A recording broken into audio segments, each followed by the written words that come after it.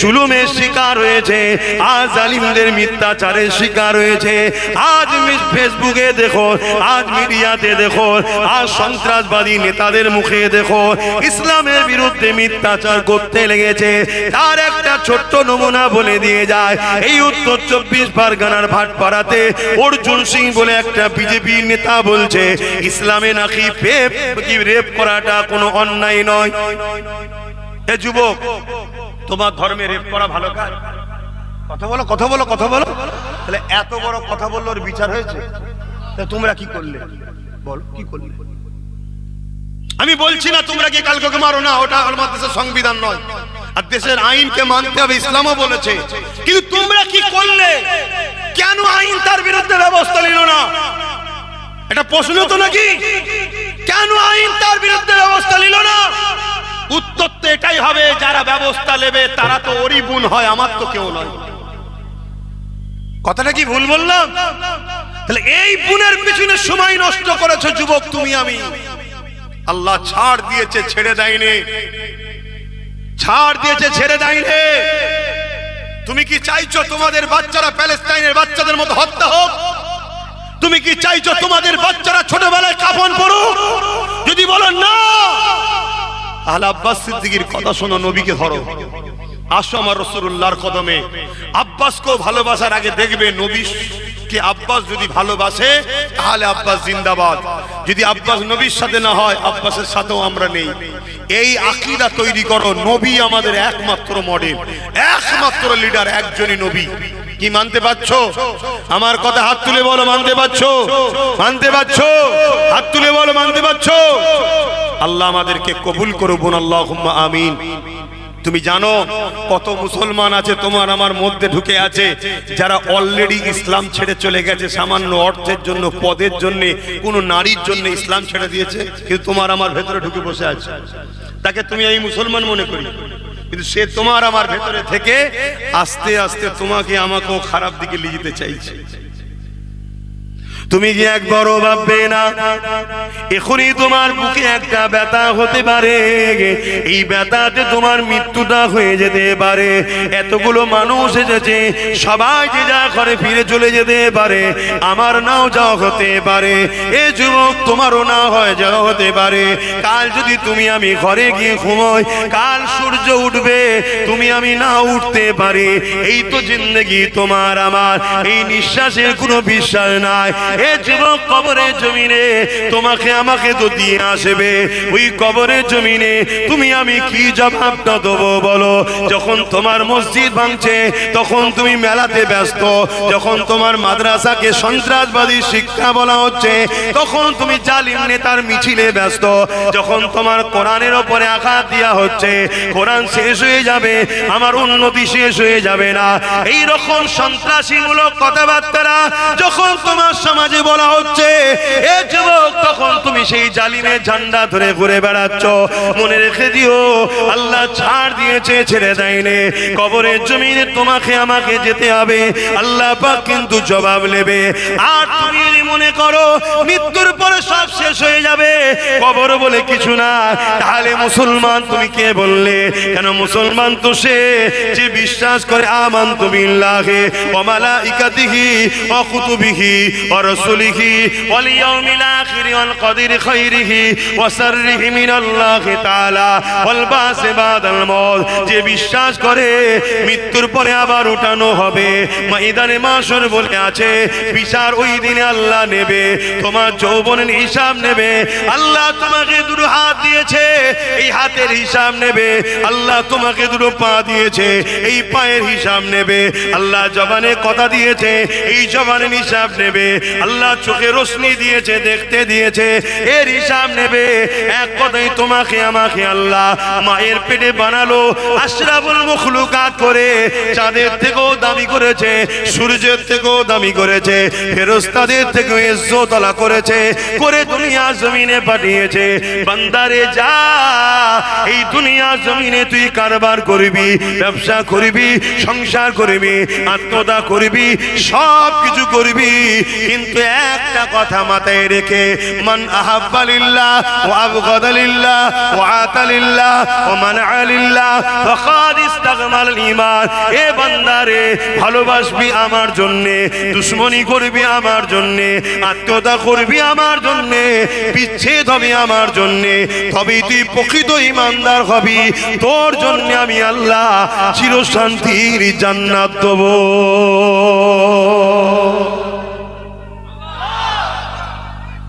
আল্লাহ, এটা আমাদের পরীক্ষা জায়গা। কে পাঠিয়েছে বলুন না গো ভাই আমার? তাহলে আমাদের পরীক্ষা কি? আল্লাহ বলছে ভালোবাসবি আমার জন্য, দুশ্মনী করবি, লড়াই করবি কার জন্য? কারোর সঙ্গে আত্মীয়তা করবি কার জন্য? কারোর সঙ্গে বিচ্ছেদ হবি কার জন্য? তারাই হলো প্রকৃত ঈমানদার, তারাই ঈমানের স্বাদ পায়। আমরা কি এটা করছি? বলুন, আমরা কি এটা করছি? এ নওজওয়ানেরা, আল্লাহ দিয়ে হাত নিয়ে, এই হাত আল্লাহ কেন দিল আমাকে আপনাকে তো ভাবতে হবে। এই হাত আল্লাহ দিয়েছে বান্দারে আমার দিনের হিফাজত করবি, আমার দিনের খিদমত করবি, গরিবকে সাহায্য করবি, মা বাপের খিদমত করবি, বান্দা নিজের প্রয়োজনের কাজ করবি, বান্দারে হালাল ইনকাম করবি, বান্দা গরিবকে সেবা করবি। এ আমার বান্দারে, এই হাত দিয়ে আমি আল্লাহ আমার কাছে তোর যা প্রয়োজন চাইবি, এই হাতে কোরআন ধরবি, এই হাতে আলেমদের সঙ্গে মুসাফা করবি। ওরে আমার বান্দা বান্দি রে, এই হাত আমি আল্লাহ দিয়েছি, এই হাতে ইসলামের পক্ষে ঝান্ডাকে ধরবে। যে ঝান্ডাতে ইসলাম বিদ্বেষী আছে, যে ঝান্ডাতে কোরআনের বিদ্বেষী আছে, যে ঝান্ডাতে মুসলমানের খুন রয়েছে, যে ঝান্ডাতে আল্লাহর ঘরকে মিটাবার লক্ষ্য আছে, ওই ঝান্ডা বান্দা ধরবি না। কিন্তু আজকে দুঃখের বিষয়, এই হাতে আমরা মসজিদ বানাচ্ছি না, যারা বানায় তাদেরও সাথ দিচ্ছি না, কিন্তু যারা মসজিদকে মিটাতে চাইছে এই হাতে তাদের আমরা সাথ দিচ্ছি। এ যুবক মনে রেখে দিও, এই জমিনের উপরে ফেরাউন ছিল মিশরের বিশাল রাজা, তার রাজত্ব ছিল বিশাল, বিশাল অহংকার, বিশাল গর্ব, সে দুনিয়ার কাউকে পৌঁছা করতো না, কিন্তু আমার আল্লাহ তাকে ছাড় দিয়েছিল, ছেড়ে কিন্তু দেয়নি। আজ আল্লাহ তাকে ধরেছে, সেই মিশরের পিরামিডে দাঁত কেলিয়ে পড়ে রয়েছে, তার রুহের উপরে আযাব হতে লেগেছে। এই পৃথিবীর রাজা ছিল নমরুদ, এই নমরুদ অনেক অত্যাচার করেছে, এই নমরুদ অনেক মানুষের উপরে জুলুম করেছে। এই নমরুদের মোকাবেলায় হযরত আব্বা জান ইব্রাহিম আলাইহিস সালামকে আল্লাহ পাঠালেন। ইব্রাহিম নবী নমরুদের বিরোধী করতে লাগলো, নমরুদের অন্যায়ের বিরুদ্ধে বলতে লাগলো, নমরুদের স্বৈরাচারের বিরুদ্ধে বলতে লাগলো, নমরুদের মিথ্যাচারের বিরুদ্ধে বলতে লাগলো, নমরুদের দুর্নীতির বিরুদ্ধে বলতে লাগলো। ইব্রাহিম আলাইহিস সালামের উপরে এমন করে নমরুদ রেগে গিয়ে বিশাল আগুনের কুণ্ডি তৈরি করে ওই আগুনেতে নিক্ষেপ করে দিতে লেগেছে। এই ইব্রাহিমের সন্তানেরা, তোমরা ইব্রাহিম নবীর সন্তান, আমি তুমি সবাই ইব্রাহিম নবীর সন্তান, বলো আল্লাহু আকবার। আমরা খুশি না খুশি নয়? আমরা নবীর একটা সন্তান, কিন্তু কিছু তো বাপের খসলত থাকা দরকার। যুবকের ইব্রাহিম নবীকে আগুনে ফেলতে লেগেছে, এমন সময় আগুন তৈরি করেছে এই বিশাল গিরামলে আগুন। এই যে মাঠ দেখছো এটা ছোট, এরকম 100টা মাঠ এক জায়গায় করলে যত বড় জায়গা হবে, এত বিশাল এলাকা নিয়ে ইব্রাহিম নবীকে আগুন তৈরি করে ফেলার জন্য চেষ্টা করেছে। যে জায়গাটা আমি নিজে চোখে দেখে এসেছি, ইরাকের ব্যাবিলনে রয়েছে। এই যুবকেরা ওই জায়গায় ইব্রাহিম আলাইহিস সালাম আগুনে ফেলবে বলে নমরুদ আগুন তৈরি করেছে। 1 মাসের অধিক ধরে কাঠ জড়ো করেছে। ওই আগুনের তাপমাত্রা এত বেড়ে গেছে, ওই আগুনের কাছে ইব্রাহিম নবীকে ফেলতে যে নিয়ে যাবে, ওই নিয়ে যাবার মতো আর কাউকে পাওয়া যাচ্ছে না। এত তাপ হয়ে গেছে যে কাছে যে ফেলতে লোক লাগবে, আগুনের তাপে লোক যেতে পারছে না কাছে।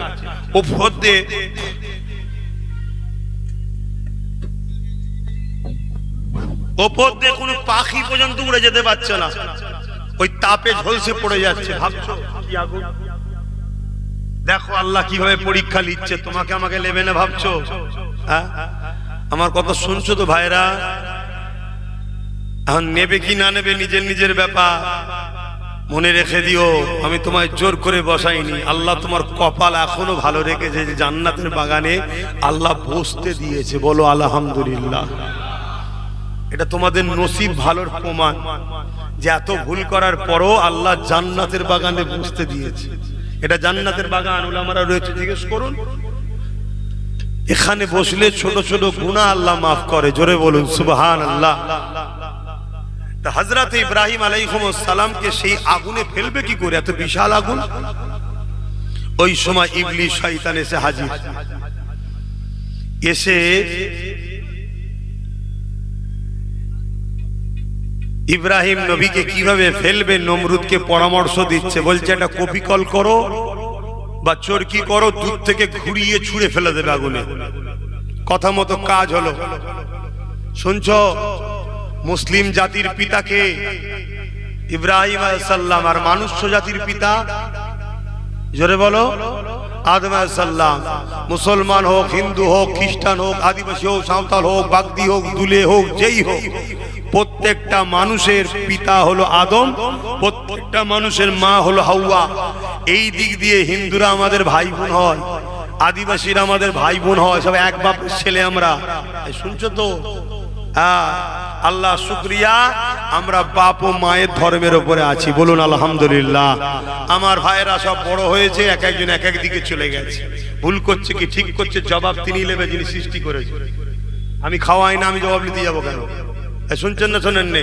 আমরা ভাই ভাই মিলেমিশে থাকবো। ও হিন্দু, আদিবাসী, সাঁওতাল, বাগদি, আমরা সব বাপ আদম মা হওয়ার ছেলে, আমরা মিলেমিশে থাকবো ততদিন পর্যন্ত যতদিন তাদের মধ্যে থেকে কেউ আমার ভালোবাসায় আঘাত দেবে না। যে আঘাত দেবে তার সাথে মিশবো না, বাকিগুলোর সাথে মিশবো। ঠিক না বে? ঠিক।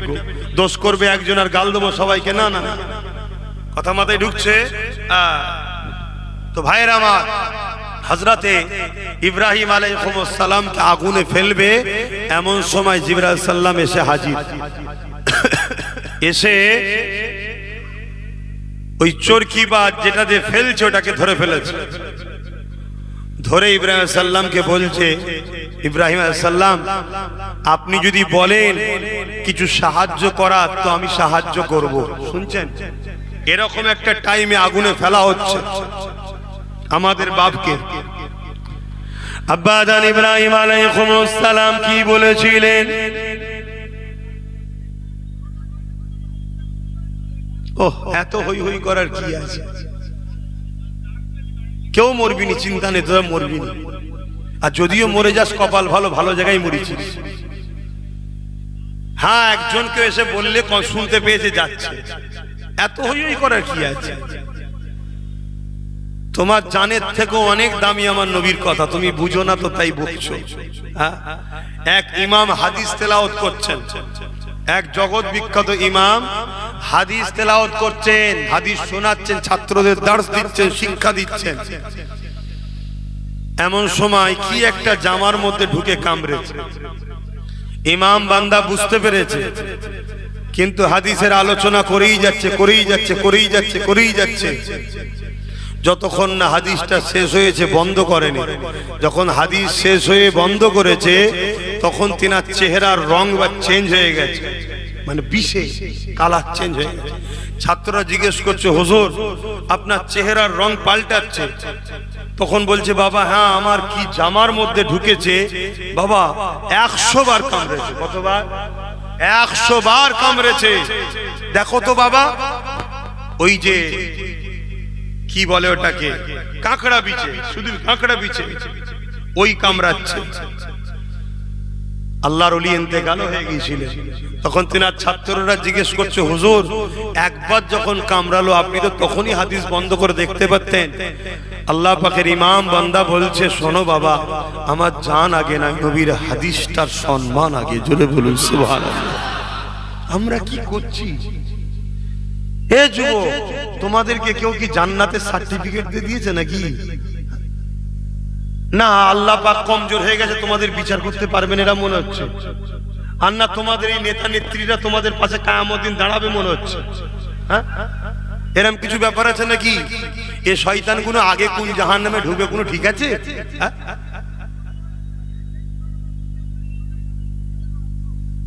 এরম করলে হবে না, মানে কথা বলতে দেন না, অজিদিগুদি হয়ে যাবে। হযরত ইব্রাহিম আলাইহিস সালাম, এ বাপ, সব যুবক ছেলে রে, এদেরকে বসানো খুব কঠিন ব্যাপার। আল্লাহর খুব দয়া যে আমার কপালে গুলো জোটে, এরা এখানে বসার ছেলে নয়, বাস্তব কথা বলছি। কিন্তু আল্লাহর খাস দয়া এখন আমার কপালে জোটে, আর এগুলো বসেও থাকে। আল্লাহর কাছে দোয়া করি, বসে যখন গেছে খোদা জান্নাতে, এদেরকে জাহান্নামী করুন, এদেরকে জান্নাতি করে দাও। বলুন আল্লাহুম্মা আমিন, বলো আল্লাহুম্মা আমিন। এই আল্লাহ চাইলে তোমাদেরকে ওলি বানাতে পারে না, পারে না? জোরে বলো, জোরে বলো। অনেকে 23 মারে, আব্বাস সিদ্দিকীর সঙ্গে যেগুলো আছে সব বদমাইশ। অনেকে 23 মারে, শুনেছো তো নাকি? ওর সাথে যারা থাকে নামাজ পড়ে না, গুটকা খায়, হ্যান খাই, ত্যান খাই। শোন, আমার সঙ্গে যারা থাকে নামাজ কাজা করে, গুটকা খায়, যাই খায়, কিন্তু কমসে কম নবী ও আল্লাহর দুশমন নয়। নবী ও আল্লাহর দুশমন নয়। আর ইতিহাস বলছে যুগে যুগে হযরতে হাবিবে ইয়ামান, হযরত হাবিবে আজমি, তিনি এক সময়ে বড় পাপ খারাপ রাস্তায় ছিলেন। আল্লাহ তিনাকে জগৎ বিখ্যাত ওলি করে দিয়েছে। জোরে বলুন সুবহানাল্লাহ। হযরতে মালিক বিন দিনার রাস্তায় শরাব খেয়ে পড়ে থাকতো। ওয়াজ করছে, এক যুবক উঠে দাঁড়িয়ে পড়েছে, জিজ্ঞেস করছে, হুজুর, একটা সময় আমরা ছোট ছিলাম, আপনি তখন জন ছিলেন, আপনাকে দেখেছি রাস্তায় মদ খেয়ে পড়ে থাকতেন। আজ আপনি মেম্বারে উঠে ওয়াজ করছেন, কোটি কোটি লোক আপনার ফ্যান ফলোয়ার্স হয়েছে। হুজুর, এই পরিবর্তনটা হলো কি করে?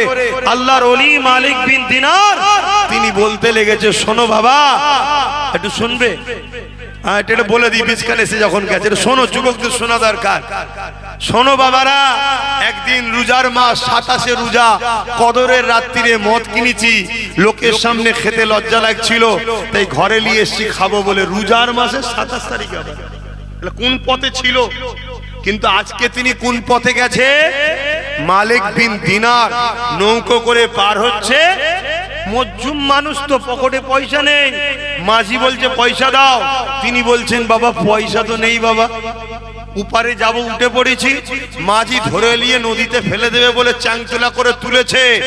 মাঝি যখন নদীর নৌকার কাছাকাছি গেছে, কেনায় ফেলবে, দেখতে লেগছে হাজার হাজার মাছ, একটা করে সোনার মুদ্রা মুখে করে নিয়ে পানিতে ভেসে উঠেছে। জোরে বলুন সুবহানাল্লাহ। মাঝি হুজুরকে নেবিয়ে দিয়ে কদম ধরে কাঁদছে, হুজুর আমার ভুল হয়ে গেছে, আপনি চিনতে পারেনি। যে ব্যক্তিটা একদিন মদ খেয়ে রাস্তায় পড়ে থাকতো, তওবা করে আল্লাহ তাকে কত বড় ওলি করেছে, নদীর মাছও তার বিপদে মুখে মুদ্রা নিয়ে দাঁড়িয়ে যায়। জোরে বলুন সুবহানাল্লাহ। এ যুবক, তুমি আজকে ভুল করছো, কাল তুমি যে ওলি হবেন এর কি মানে আছে? কিন্তু ভুল দুই ধরনের হয়, একটা নিজের আর একটা ধর্মের বিরুদ্ধে। নিজের যদি ক্ষতি করো, পৃথিবী পরিমাণও যদি গুনাহ করে ফেলো, এরপরও উম্মতে মুহাম্মাদি জেনে রেখো, তোমার পাপের মাপের রাস্তা এখনো খোলা আছে। আল্লাহ তওবাকারীকে পছন্দ করে। কিন্তু আমার নবীর দ্বীনের যদি দুশমনি করো বা দুশমনদের সাপোর্ট করো, মনে রেখে দিও, পৃথিবীর সব ওলি সাহেবকেও দোয়া করে তোমায় জান্নাতে কোনো বাপের বেড়া নিয়ে যেতে পারবে না। কেন? নবীর দ্বীনের দুশমন মানে তার ঈমান থাকে না। শুনছেন তো নাকি? তার ঈমান থাকে না। আর এই কথাগুলো আমি তোমাদেরকে বুঝাতে চাই যে হালকা বয়সে একটু হয়ে যায়, কিন্তু ভাই আমার, দ্বীনের দুশমন হয়ে যাসনি ভাই। আজকে দেখো না, মসজিদকে ভাঙার জন্য সব উঠে পড়ে লেগেছে, ওয়াকাফকে দখল করার জন্য উঠে পড়ে লেগেছে। এদের সাথ দিয়া কি চলবে? আওয়াজ দিয়ে বলো, চলবে? এদের যদি সাথ দাও, তার মানে তুমি মসজিদের দুশমনি করলে। মসজিদকে যে মিটাতে চাই, তার কি ঈমান থাকে? এগুলো বুঝতে হবে ভাই। যে কথা বলছিলাম, মালিক বিন দিনার বলছে, শোনো বাবা যুবকেরা, আমি 27 তারিখে লাইলাতুল কদরের রাতে শরাব কিনলে ঘরে গেছি খাবো বলে টেবিলের ওপরে রেখেছি। আমার একটা ছোট্ট কন্যা ছিল, লাফালাফি করতে গিয়ে টেবিলে ধাক্কা দিয়েছে, আর মদের বোতলটা পড়ে গিয়ে কাঁচের বোতল ভেঙে গেছে। মদ খাওয়া হয় না। বাচ্চাকে রাগমুখ করেছি, বাচ্চা বোঝে না, হাসতে হাসতে চলে গেছে। আমি ঘুমিয়ে পড়েছি, ওই রাতে মদ খাওয়া হলো না। একটা বছর পার হয়ে গেল, আবার ওই 27 তারিখ কদরের রাত্রিরে মদ কিনে নিয়ে ঘরে গেছি খাবো বলে, আর টেবিলের উপরে রাখার পরেই মনে পড়ে গেছে গত বছরে আমার মেয়ে টেবিলে ধাক্কা দিয়ে মদটাকে ফেলে দিয়েছিল, চোখ দিয়ে পানি বেরিয়ে গেল, কেন আজ আমার মেয়েটা বেঁচে নাই। শুনছো? যদি থাকতো আজও হয়তো বাচ্চারা ধাক্কা দিত, মদের বোতলটা পড়ে যেত। এই যে মেয়েটা বেঁচে নাই, মদের বোতল পড়ে গিয়েছিল, এই দুঃখে চোখ দিয়ে পানি এসে গেল। আমি মালিক ওই দিন আর মদ না খেয়ে ঘুমিয়ে পড়লাম। যখনই ঘুমিয়ে পড়েছি, মন দিয়ে শোনো যুবক, কাউকে কাউকে আল্লাহ খাস রহমত দ্বারা হিদায়েত করে, কিন্তু ওই হিদায়েতটা কায়নাতের জন্য শিক্ষার কারণ রয়ে যায়। এ থেকে শিক্ষা তোমাকে আমাকে নিতে হবে। ওই রাত্রে যখন ঘুমিয়ে পড়েছি, আমি দেখতে লেগেছি বিশাল এক অজগর সাপ আমার পিছনে ধাওয়া করেছে আমাকে খাবে বলে। আমি তখন এই সাপের তারায় ছুটতে লেগেছি। কিছু দূর ছুটার পরে এক বয়স্ক দুর্বল জীর্ণ সুগা একটা বয়স্ক লোককে দেখতে পেলাম। তাকে বললাম, ভাই আমায় বাঁচান, এই সাপ আমাকে খেয়ে ফেলবে। তিনি বলতে লেগেছে, মালিক তুমি তো আমায় খেতে দেও না, আমি বড় রুগা দুর্বল হয়ে গেছি, কমজোর হয়ে গেছি, এই বিশাল সাপের সঙ্গে লড়াই করার আমার ক্ষমতা নাই, তবে তুমি এই দিকে চলে যাও। আমি ছুটে সামনের দিকে যেতে লাগলাম। এক বিশাল পাহাড় দেখলাম, পাহাড়ের উপরে উঠলাম, সাপ কিন্তু পিছনে ছুটছে। পাহাড়ের ওই দিকে দেখলাম বিশাল আগুন রয়েছে, বিশাল আগুন। ওই পথচারী মানুষ বলেছিল উঠে গিয়ে ডান দিকে চলে যাবে। আমি ডান দিকে চলে গেলাম। যাওয়ার পরে দেখলাম বিশাল সুন্দর বাগিচা, যেটা আমার জ্ঞান কল্পনা করতে পারেনি। এত সুন্দর একটা বাগিচা দেখলাম, সেখানে হাজারো বাচ্চারা খেলাধুলা করছে। গেটে এক দারোয়ান রয়েছে। আমি তিনাকে বললাম যে আমাকে বাঁচান, গেটটা খুলুন, সাপ আমাকে তাড়া করেছে। দারোয়ান বলল বাচ্চাদের লক্ষ্য করে, কেউ কি ইনাকে চেনো? কেউ কি ইনাকে চেনো? আমি অবাক হয়ে দেখলাম আমার ছোট্ট মেয়েটা ওর মধ্যে ছিল। ছুটে এসে দারোয়ানকে বলল, ইনি আমার বাবা হন, আব্বা হন। জোরে বলুন সুবহানাল্লাহ। গেট খুলে দেওয়া হলো। আমার মেয়ে আমার হাতটা ধরলো, ডান হাত দিয়ে ধরে আমাকে গেটের মধ্যে ঢুকাবে কি, সাপটা এসে হাজির হয়ে গেল। আমার ওইটুখানি মেয়ে যে সাপকে দেখে আমি এত ছুটছিলাম, বাঁ হাত দিয়ে তাকে আঘাত করলো, সাপটা অদৃশ্য গায়েব হয়ে গেল। জোরে বলুন সুবহানাল্লাহ। মেয়ে আমাকে বলতে লাগলো, বাবা এই সাপটা কে জানেন? আর রাস্তার যে বয়স্ক মুরব্বীটা কে জানেন? আর ওই যে পাহাড়ের ভেতরে যে আগুন দেখছেন ওটা কি জানেন? আর যেখানে এখন আপনি আছেন এটা কি জানেন? আমি বললাম, না মা জানি না। বলো মা কি হয়েছে? তখন আমার মেয়ে বলতে লেগেছে, বাবা ওই যে সাপ ওটা হলো আপনার নফস। ওটা কি? নফস, যাকে আপনি দুনিয়ায় খাইয়ে খাইয়ে মোটা করেছেন, যাকে আপনি আল্লাহ বিরোধী কাজ করে নফসকে খুশি করেছেন, শয়তানের তাবেদারি করে, গান যাত্রা সারা বেশরিয়াতি কাজ করে আপনি যাকে খুশি করে শক্তিশালী করেছেন, সেটা হলো এই নফস, যে আজকে সাপের আকার নিয়ে আপনাকে তাড়িয়ে তাড়িয়ে জাহান্নামের দিকে নিয়ে যাচ্ছে। আর রাস্তায় যে মুরব্বিটাকে দেখেছেন, সেটা হলো আপনার রূহ, যাকে আপনি কখনো খেতে দেন না, অর্থাৎ নামাজ দেন নে, রোজা দেন নে, রুহের খোরাকে কোনো হজ দেন নে, দান খায়রাত করেন নে, দরুদ পড়েন নে, আল্লাহ রাসূলের পক্ষে থাকেন নে। তাই রূহটা আপনার বড় দুর্বল, যেটা মানুষের সুরাতে দাঁড়িয়েছিল, তাই সাপের মোকাবেলা সে করতে পারেনি। ওই যে গর্তটা দেখছেন, ওই আগুন, ওটা ছিল জাহান্নামের, ওখানে নিয়ে যে আপনাকে ফেলতে চাইছে। আর যেটা দেখছেন এটা হলো জান্নাতের একটা বাগিচা। নাবালক বাচ্চারা ইন্তেকাল করলে তাকে আল্লাহ এখানে রাখে। জোরে বলুন সুবহানাল্লাহ, আরো জোরে বলুন সুবহানাল্লাহ। এ যুবক ঘুমটা ভেঙে গেল, উঠে কাঁদতে শুরু করলাম। সকাল হলো, আল্লাহর ওলির দরবারে গিয়ে তওবা করলাম, বায়াত হলাম। সেদিন থেকে আমার আল্লাহ আমাকে ইজ্জত ওয়ালা করলো। আজ মিম্বারে দাঁড়িয়ে তোমার কাছে আলোচনা করছি। হে যুবক, তুমি আজ ভুল করছো, আসো আমাদের সঙ্গে বন্ধুত্ব করো, আসো উলামাদের কাছে আসো, তাদের সঙ্গে বন্ধুত্ব করো। তুমি আমার নবীর হও, আল্লাহর হও, তোমাকে ভালো লাগবে, তুমি দুনিয়া আখিরাত পাবে। এ দুনিয়ার নেশা, ছোট হুজুর বলতেন, বাবারা গিলটি চমকে শোনা ভুলে গেলি, এ দুনিয়া গিলটি, চোখের খিদে, চোখের নজর, চোখ তোমাকে ধোঁকা দিচ্ছে। এ যুবক, তোমার জন্য আমার আল্লাহ এ দুনিয়ায় পরীক্ষার জন্য পাঠিয়েছে, পরীক্ষায় ফেল হয়ে যাচ্ছে আমরা।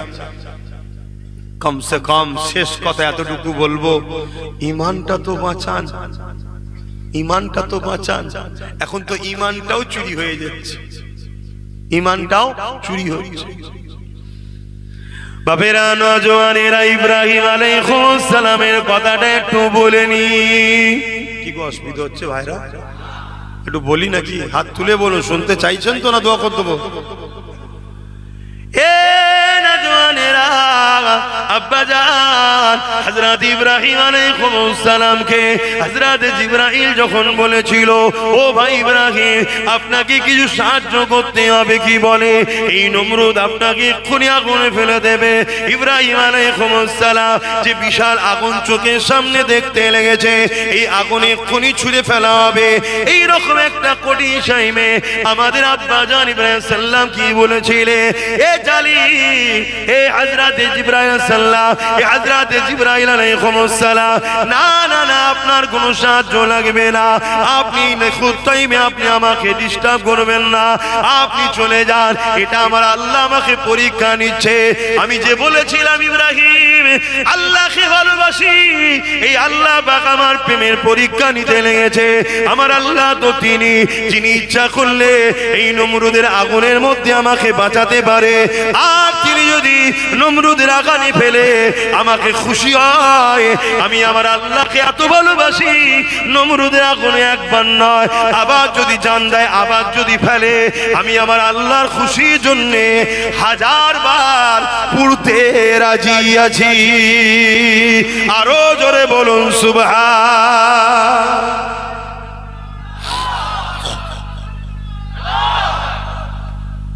এটাই তো ঈমান। আমার আল্লাহ আমাদেরকে পরীক্ষা নেবে। ভালো যে বাসি বলছি আল্লাহকে, এর পরীক্ষা নেবে না? নেবে না। কাউকে গরিব বানিয়ে পরীক্ষা নেবে? গরিবের উচিত এ কথা বলা, আল্লাহ যদি আমাকে না খাইয়ে খুশি হয়, আমি আমার আল্লাহকে এত ভালোবাসি, আমি হারাম খাবো না, কারো পা চেটে খাবো না, কারো মোড়া মুরগির বিরিয়ানিও খেতে যাব না, আমি আমার আল্লাহর খুশির জন্য না খেয়ে থাকবো। আল্লাহ যাতে রাজি, আমিও তাতে রাজি। জোরে বলুন সুবহানাল্লাহ। এটা জানবে আল্লাহর পরীক্ষা। কি গো বলতে পারবে না? হ্যাঁ, লোভে পড়ে যাওনি আমার কওম, লোভে পাপ, পাপে মৃত্যু। আজ আম্মাজান খাতুনে জান্নাত, আমার মাইকের আওয়াজ কি আমার মায়েরা শুনছে? শুনতে পাবে তো? আমার মায়েরা একটু শোনেন এবারে, আপনাদের উদ্দেশ্যে বলছি। মারে, খাতুনে জান্নাতের সঙ্গে যদি জান্নাতে যেতে চাও, স্বামীকে খুশি রেখো। স্বামীর সংসারে আল্লাহ যদি ডাল ভাত খাওয়ায়, মনে রেখে দিও খাওয়াবার মালিক স্বামী নয় আল্লাহ। অতি খুশি আলহামদুলিল্লাহ বলো, তবেই তো তুমি জান্নাতে যাবে মা। খাতুনে জান্নাতের আখলাক কেমন ছিল একটা বলবো, বলো তোমরা বলো, শুনবে? হযরতে খাতুনে জান্নাত ফাতেমা তাজ-জাহরা রাদিয়াল্লাহু তাআলা আনহা একদিন মওলা আলী খাতুনে জান্নাতকে বলছেন, এ নবীর কলিজার টুকরি ফাতেমা, আহা দোনো জাহানের সুলতানের বেটি আপনি, আল্লাহ নবী আপনাকে আমার হাতে দিয়েছে, কিন্তু যতদিন সংসার করলাম কোনোদিন আপনার পেট ভরে খাওয়াতে আমি পারলাম না। হযরতে খাতুনে জান্নাত খুশিয়ে বলছেন, এ আমার প্রাণের স্বামী, আমি তো আপনার উপরে কখনো অভিযোগ দিইনি, আমি সাক্ষী দিচ্ছি আপনি আমার শ্রেষ্ঠ স্বামী। জোরে বলুন সুবহানাল্লাহ। আল্লাহ নবী বলেছেন, পৃথিবীতে ওই পুরুষটাই শ্রেষ্ঠ যাকে তার স্ত্রী বলে আপনি ভালো। অন্য কোন জায়গায় সার্টিফিকেট নিলে হবে না। স্ত্রী যদি সার্টিফিকেট দেয়, এই জায়গায় সার্টিফিকেট পাওয়া আল্লাহু আকবার খুব বিশাল ব্যাপার। কি এই জায়গায় সার্টিফিকেট পাওয়া খুব বিরাট ব্যাপার। তা যাই হোক, হযরতে খাতুনে জান্নাত মাওলা আলী একদিন বলছেন যে ফাতেমা, কয়েকদিন হয়ে গেল ঘরে কিছু খাওয়া হয়নি। শুনছো কি বলছি? এখানে কে আছে কার বাড়িতে আজকে দুপুরে খাওয়া হয়নি? আচ্ছা একজন হাত তুলে বলবেন যে আমার বাড়িতে দুপুরে আজকে খাবার ছিল না, অভাব আছে? কে খাওয়ায় আপনাদের ঘরে? সরকার না আল্লাহ? জোরে বলে, জোরে বলে। তাহলে সরকারের লোক, সরকারের যখন জালিম ছেঁচড়া নেতাগুলো বলে যে আমরা দিই, জুতোর বাড়ি মারেন না কেন? জুতো খুলে চাপাং চাপাং করে দেবেন, জান আর কোথায় গেলে ভাষা খুঁজে পাসনি, আমরা দিই। হ্যাঁ, খাবার মালিক কে? জোরে বলেন কে? হ্যাঁ আল্লাহ। সবাইকে আল্লাহ খাওয়ায়। কথা বুঝে আসছে? আমার কথা কি খারাপ লাগলো নাকি? হ্যাঁ। আর যখন চুপ থাকবেন মানে ওই কথাটা মেনে নিচ্ছেন আপনি, ওই কথাটা আপনি মেনে নিচ্ছেন, তার মানে কত দিক দিয়ে আমাদেরকে বেঈমান বানাবার প্ল্যান চলছে জানেন? তো ওই সময়ে খাতুনে জান্নাতকে মাওলা আলী বলতে লেগেছে, যদি আপনি বলেন আপনার আব্বার কাছে যাব, অর্থাৎ শ্বশুরের কাছে, কেন আমার রসুলের অনেক ধনী সাহাবা ছিলেন, অনেক নজরানা দেয়, যদি কিছু পাই নিয়ে আসলে কমসে কম হাসান হোসেনও তো কয়েকদিন খাইন, একটু খাওয়া হবে। আহা মা, কোন সংসারের কথা বলছি শোনেন আম্মা, আজ আপনাদের কারো সংসার কি কোনো মায়ের এত গরিবী আছে? আহারে, কুল কায়নাত যাদের ওসিলাই খাচ্ছে। হযরতে মাওলা আলীকে খাতুনে জান্নাত বললেন, যান আব্বার কাছে যান, যে দেখেন। হযরতে আলী চলে আসলেন, দীর্ঘক্ষণ আমার নবীর কাছে বসে আছে, কিছু পেলেন না, মনটা মরা করে ঘরে যাচ্ছে। ঘরের বাইরে থেকে সালাম দিতে হয়। জীবনে কোনোদিন স্ত্রীকে সালাম দিয়েছেন? কাদের কাদের বিয়ে হয়ে গেছে হাত তোলেন। যাদের যাদের বিয়ে হয়ে গেছে হাত তুলবেন, থাকতে হাত তুলবেন না, যদি ফটো যদি ভেতরে চলে যায় একবার কপালে বিপদ আছে। কাদের কাদের বিয়ে হয়ে গেছে? আমিও হাত তুলছি, দেখছেন না? না আমার দিকে তো অনেক কটা ক্যামেরা, বিপদ হয়ে যাবে। বলেন কার কার বিয়ে গেছে? হাত না বান। একজন কেউ হাত তুলে বলেন বিবিকে সালাম দিয়েছেন? বাহ মাশাআল্লাহ, যারা দিয়েছো খুব সৌভাগ্যবান তোমরা। বিবি যদি যতই মিজাজি হোক, ঘন ঘন সালাম দেবেন, ঘন ঘন সালাম দেবেন। তার মানে কি আল্লাহ তোমার উপরে শান্তি দিক, রহমত দিক। আল্লাহ তোমাকে শান্তিতে দিক, রহমত রাখো। তোমার সালাম যদি একবার কবুল হয়ে যায়, ও বিবি ভালো হবে না? হবে না? আর মা বোনেদের বলছি, স্বামী যদি বদমাইশ হয়, ঝগড়া না করে ঘন ঘন সালাম দাও, আসসালামু আলাইকুম ওয়া রাহমাতুল্লাহি ওয়া বারাকাতুহু। তার মানে কি আল্লাহ শান্তি, রহমত, বরকত আপনারও বর্ষিত হোক। কোন স্বামীর উপরে যদি আল্লাহর রহমত, শান্তি বর্ষিত হয়, সে স্বামী ভালো হবে না, মানে আল্লাহর ওলি হয়ে যাবে। কি এজন্য সালাম দেবেন ঘন ঘন। আমাদের তো সালাম বন্ধ হয়ে গেছে। তা আমার রাসূল পাক সাল্লাল্লাহু আলাইহি ওয়াসাল্লামের সাহাবী হযরতে আলী হুজুর ঘরের বাইরে থেকে খাতুনে জান্নাতকে সালাম দিচ্ছে। হযরতে খাতুনে জান্নাত সালামের উত্তর দিয়েছে, দরজা কিন্তু খোলেনি, খিড়কি দিয়ে দেখছে আমার স্বামীর হালতটা। নবীর বেটি তো, ওলিরা যদি গায়েবের খবর আল্লাহর দয়াতে জানতে পারে, তাকু ফিরাসাতাল মুমিনি ফা ইন্নাহু ইয়ানজুরু বিনুরিল্লাহ, আল্লাহ তার মাহবুব বান্দাদের কিছু কিছু জিনিস দেখিয়ে থাকে। তো নবীর বেটিকেও আল্লাহ জানিয়েছে কি, তিনি দরজা না খুলে জানালা খুলেছে, খুলে দেখছে আমার স্বামীর হাল কি, দেখছে হাত খালি, মন খারাপ। আল্লাহ নবীর কলিজার টুকরিয়া কি শিক্ষা দিয়েছে নবী বেটিকে। বলতে লেগেছে, আমার প্রাণের স্বামী আপনার মন খারাপ কেন? বলছে, আমার রসুলের কাছে গেলাম, কিছু পেলাম না। আহা, তুমি বড় সুখী আছো, খোদার তো হাসান হোসেন আছে। হযরতে খাতুনে জান্নাত বলছে, আপনি মুখে হাসেন, শুকরিয়া আদায় করেন, ঘরের ভেতরে আসেন, আগে শুকরিয়া আদায় করেন। বলছে কিসের জন্য? আল্লাহ পাক জিহালে রেখেছে, এর জন্যই শুকরিয়া আদায় করতে হয়। বলুন আলহামদুলিল্লাহ। আমি ফাতেমাও শুকরিয়া আদায় করছি, কিসের জন্য? হযরতে খাতুনে জান্নাত বলছে, খাবার হয়তো আপনি আনেননি, কিন্তু আল্লাহ স্বামীটাকে তো ঘরে পাঠিয়েছে। বলুন সুবহানাল্লাহ। কি কত স্বামী আছে রাস্তায় টেনশনে টেনশনে যায়, কিচ্ছু জানি না, সামনে ঈদে আমাকে এত টাকার গড়ি, এই দিতে হবে, হাই দিতে হবে, টেনশনে টেনশনে রাস্তায় যে অ্যাক্সিডেন্ট করে এই তো গেল, তো এবার কি হবে? তা হযরতে খাতুনে জান্নাত বলছে যে আপনি এসেছেন, এটাই আলহামদুলিল্লাহ। আল্লাহ নবীর বেটি খাতুনে জান্নাত কি বলেছিলেন? আমার আম্মা জানেরা, যিনি জান্নাতি নারীদের সরদারিনী হবে, মা আপনারও ফাতেমার সঙ্গে আম্মার সঙ্গে আপনারাও জান্নাতে যাবেন দোয়া করি। কিন্তু মা মনে রাখতে হবে হযরত খাতুনে জান্নাতের আদর্শ কি ছিল।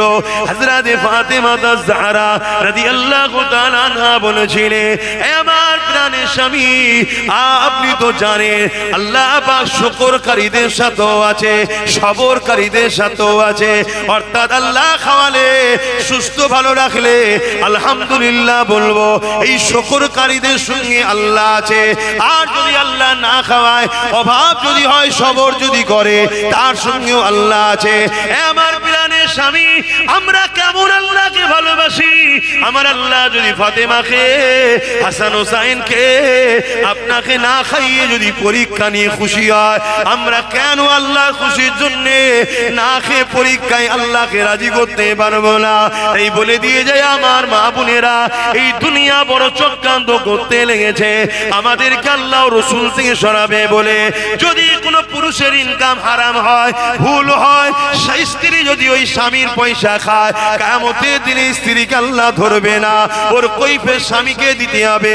কেন? স্বামী হলো স্ত্রীর গার্জেন, কন্যা হলো বাপ তার গার্জেন।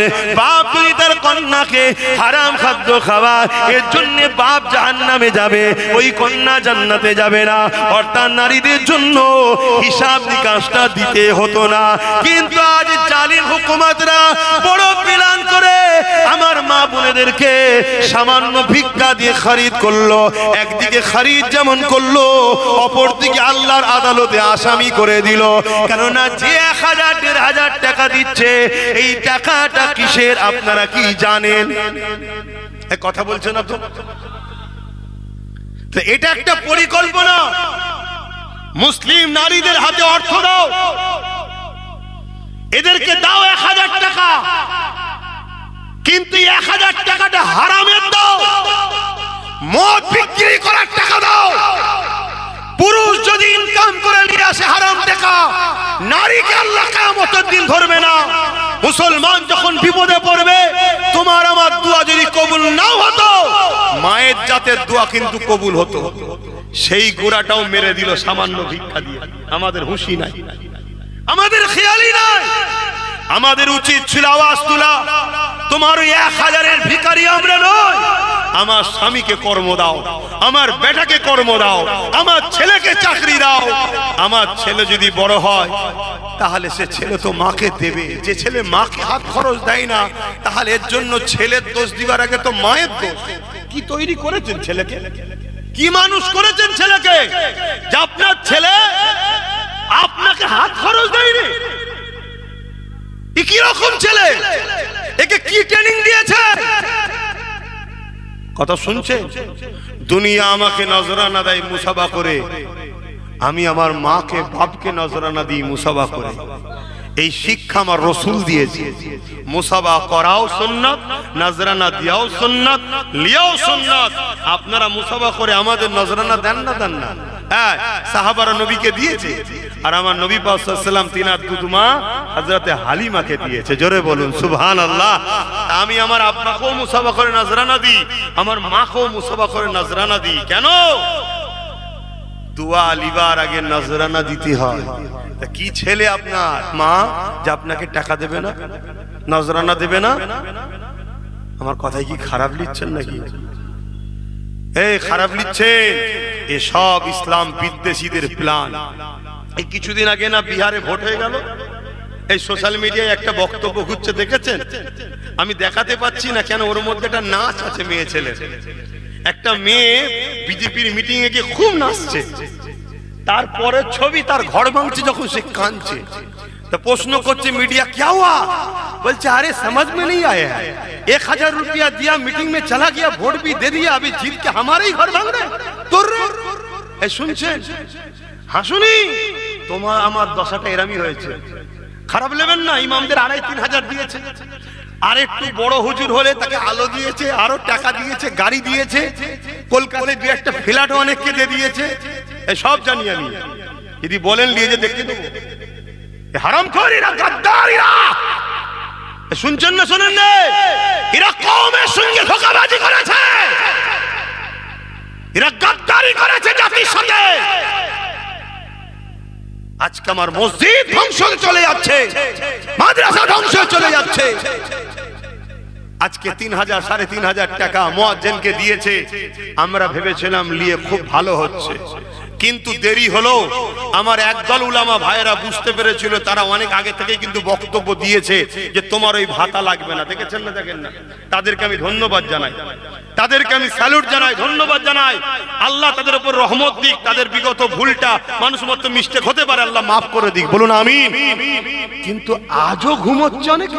হ্যাঁ, আজকে কেন্দ্রের বিজেপি সরকার ওয়াকফ কালা কানুন করেছে, জানেন তো? ঠিক করেছে না ভুল করেছে? কেন্দ্রের সরকার যে 2025 ওয়াকফ কালা কানুন করে মসজিদ মাদ্রাসাকে নিয়ে দিতে চাইছে, এটা ঠিক করেছে না ভুল করেছে? জোরে বলুন। সেই আইনটাকে রাজ্য সরকার সাপোর্ট করে দিল, ঠিক করছে না ভুল করছে? এবার কি হবে? যে বলেছিল আমি থাকতে হতে দেবো না, হ্যান করবো না, ত্যান করবো না, কত বড় বিশ্বাসঘাতক তাহলে রাজ্য সরকার। তাহলে এর দেখিয়েছে এক, আর চিবাচ্ছে এখন আর এক। এবারে আমার একটা কথা আপনারা হয়তো শুনেছেন, আমার একটা বক্তব্য আছে, আমি নাকি বলেছি টিএমসি কে ভোট দিয়া হারাম। শুনেছেন? কারা কারা শুনেছেন একটু হাত তুলে দেখা। শুনেছেন? পুরোটা শুনেছেন না কাটাটা? পুরোটা শুনবেন না? কারা কারা পুরোটা শুনতে চান একটু হাত তুলে দেখা। শুনতে চান? ঠিক বলছেন, বলবো তো? হাত না, এটা একটু জানা দরকার। কেন এটা মুনাফিকরা ছড়াচ্ছে মিথ্যা মিথ্যা করে, কেটে কাটিং করে ছড়াচ্ছে, অরিজিনালটা জানা দরকার। আচ্ছা, এইটা কি নবীর মেম্বার তো নাকি? এখানে আমার বাপের কথা চলবে না নবীর কথা চলবে? এটা নবীর কথা চলবে। তা নবীর দিনের যদি কেউ বিরুদ্ধে হয়, তার বিরুদ্ধে নবী কি বলেছে সেটা বলা দরকার আছে না? না, একটু বলুন বলুন বলুন। কি গো, ঠান্ডায় ঠান্ডা হয়ে গেল নাকি? কি করব বলেন? এতে করে একটু চট দিতে পারতো, একটু উপরে দেয় না। তাহলে একটু বলি আমি অ্যাকচুয়ালি কি বলেছি। হ্যাঁ, অসুবিধা হচ্ছে? সালাম পড়িয়ে দোয়া করে দেবো? আচ্ছা লেন, দোয়াই করে দিচ্ছি, সালাম পড়ি। হ্যাঁ, শোনার আগ্রহ থাকলে আমি শোনাবো, না হয় আমি ভাড়া খাটা হুজুর নয়।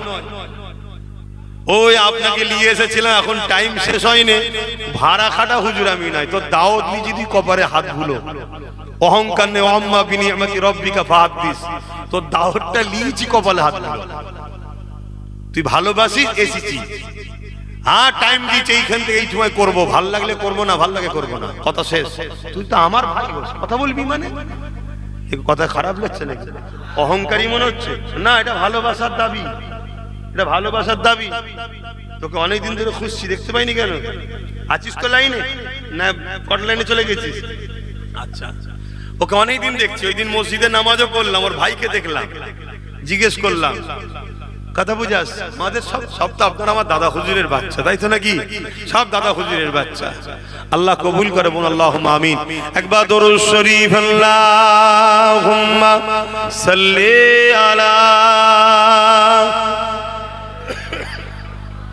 লড়ার মতো পাইনি, ফুকা এত।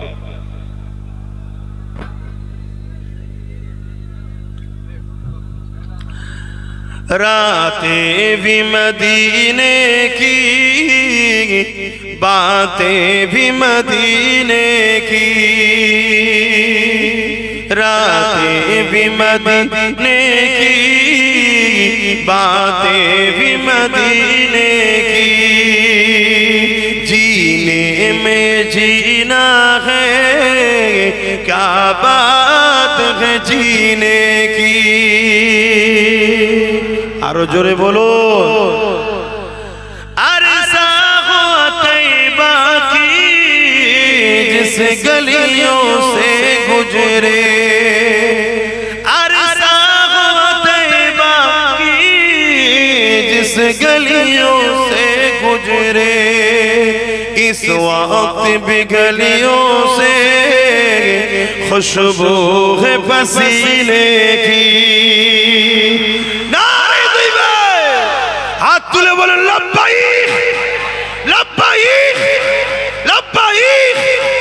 আপনারা বলুন ইয়া রাসূলুল্লাহ লব্বাইক লব্বাইক লব্বাইক। নারে দিবে এর মানে হুজুর আমরা গোলাম হাজির আছি, জোরে বলুন সুবহানাল্লাহ। ঘাবড়াবার কিছু নেই। কবে আমার নবী 1450 বছর যেসব এলাকাতে ঘুরেছে সেই সব এলাকায় এখনো নবী পাকের পাসিনা ঘামের খুশবু বেরোচ্ছে, জোরে বলুন সুবহানাল্লাহ। আমাদের পাসিনা থেকে খুশবু বাইর হয় না কেন? আমরা মাটির রসে তৈরি। কিসে তৈরি? মাটি দিয়ে নয়, কি দিয়ে? মাটির রস। মাটির রস, বাপের শরীর থেকে একটা রস বাহির হয়, বাকিটা সব বুঝতে পারছেন, যেটা মায়ের রেহেমে যায়, বুঝতে পারছেন? সব সব বোঝেন আল্লাহ করে। এই রস থেকে আমরা তৈরি। মাটি দ্বারা একজনই তৈরি, বাপ আদম আলাইহিস সালাম, আর বাদিকে পাঁজরের হাড় থেকে একজন তৈরি, মা হাওয়া, জোরে বলুন সুবহানাল্লাহ। আর ডাইরে রূহ থেকে একজন তৈরি, তিনি হলেন ঈসা রুহুল্লাহ, জোরে বলুন সুবহানাল্লাহ। আর আল্লাহ বলেছে কুন হো যা, একটা নূর হয়েছে, সেটা হলো মুহাম্মদ রাসূলুল্লাহ, জোরে বলুন সুবহানাল্লাহ। কথা বুঝে আসছে? বাকি আমরা তৈরি কিসে? মাটির রস থেকে। তাই আমাদের শরীর থেকে দুর্গন্ধ বাহির হয় কেন? মাটির একটা দুর্গন্ধ থাকে, রস, সেই তা থেকে। কিন্তু আমার রাসূল পাক সাল্লাল্লাহু আলাইহি ওয়াসাল্লামের 1450 বছর আগে যেসব এলাকায় ঘুরেছে আজও নবীর পাসিনার খুশবু পাওয়া যাচ্ছে, জোরে বলুন সুবহানাল্লাহ। এতে আমাদের গর্ব হওয়া দরকার আছে না নাই? বলো বলো। এই নবী ছেড়ে কার পিছনে ছোট? কার পিছনে ছুটছো? কত বড় খেলোয়াড়, কত বড় গায়ক, কত বড় নেতা, কত বড় লিডার। ও দুদিনের বয়স হয়েছে, খেলোয়াড়ের খেলা খারাপ হয়েছে, ফ্যান ফলোয়ার্স পালিয়েছে। গায়ক বয়স হয়েছে, কণ্ঠ খারাপ হয়েছে, ভিজিট কমে গেছে, ফ্যান ফলোয়ার্স পালিয়ে গেছে।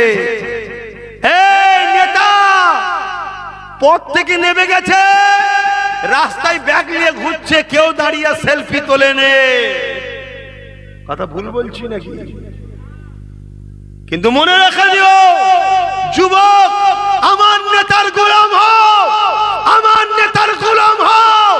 মুহাম্মদ সাল্লাল্লাহু আলাইহি ওয়াসাল্লামের গোলাম যারা হয় তাদের বয়স যত বাড়ে তত দাম বাড়ে, জোরে বলুন সুবহানাল্লাহ।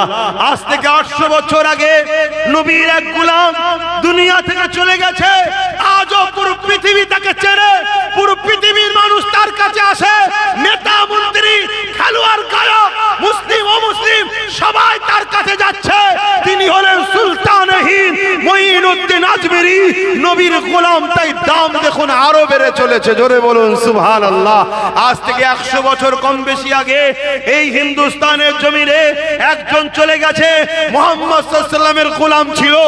আজও কোটি কোটি লোক তার দরবারে রোজ যাচ্ছে, রোজ যাচ্ছে। তিনি হলো সিদ্দিক আকবরের আওলাদ, জবানার মুজাদ্দিদ আবু বকর সিদ্দিক, নবীর গোলাম, জোরে বলুন সুবহানাল্লাহ। যুবক, নবীর গোলাম হও, নবীর গোলাম হও। আর নবীর গোলাম কখনো জালিম হতে পারে না, জালিমের সাথী হতে। জুলুমটা সব থেকে মারাত্মক। পৃথিবীতে দুই শ্রেণীর লোকের পাপ শাস্তি দুনিয়াতেও হয়, আখেরাতেও হয়। একটা হলো অহংকারী, দ্বিতীয় হলো জালিম। নাতটা একটু বলি নাকি? আমার নবীর নাতকেও ভালোবাসতে হয়। তাহলে যেখানে যেখানে আমার নবী ঘুরেছে আজও খুশবু বাহির হচ্ছে, জোরে বলুন সুবহানাল্লাহ।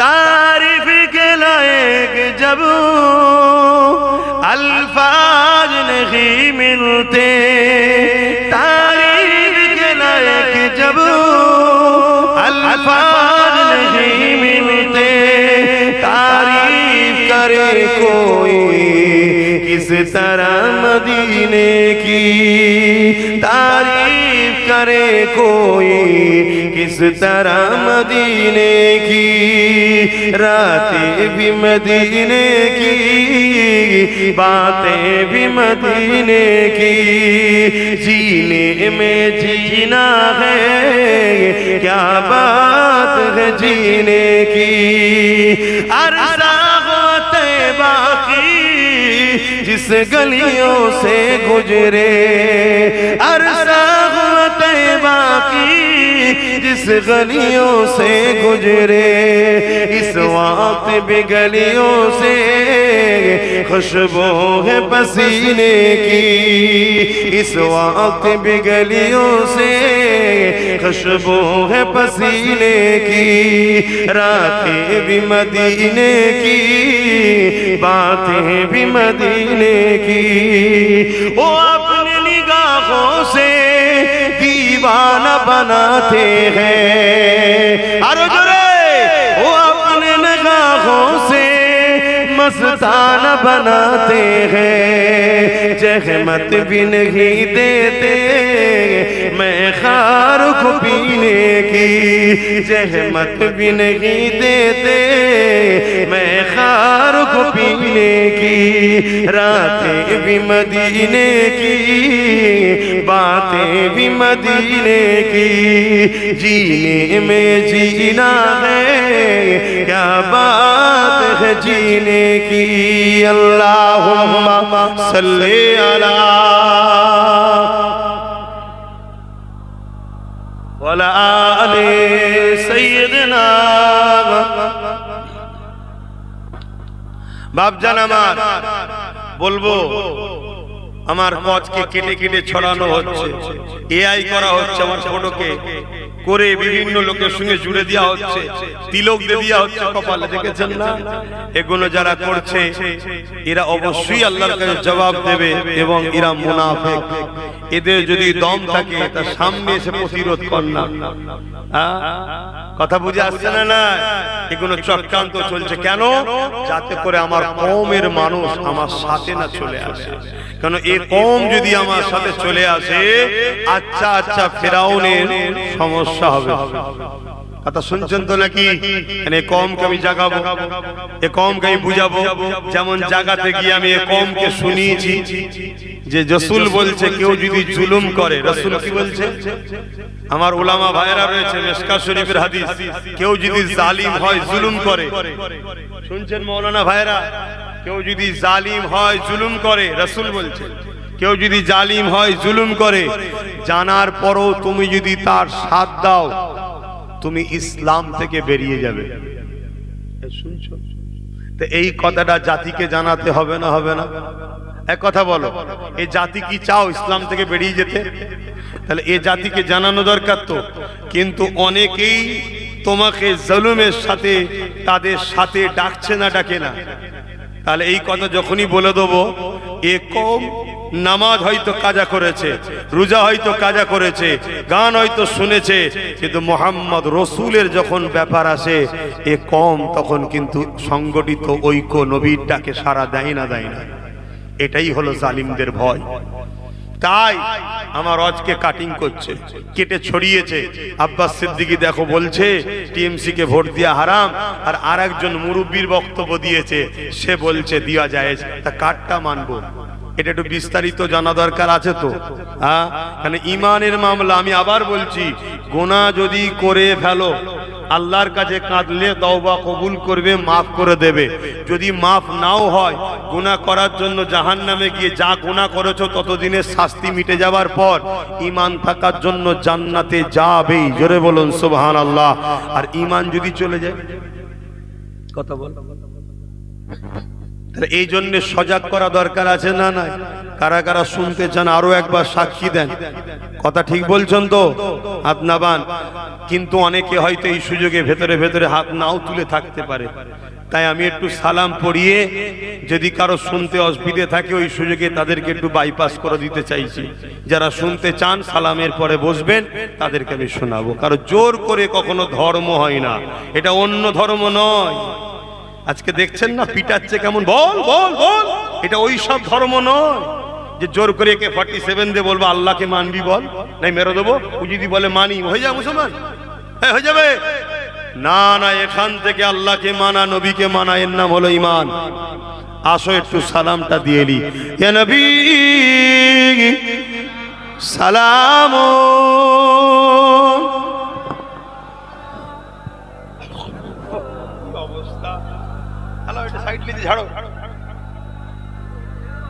কি অবস্থা!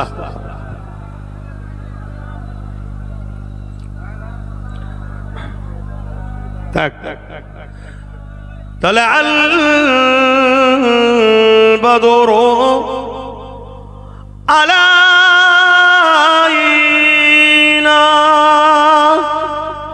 من شنيعة الوداع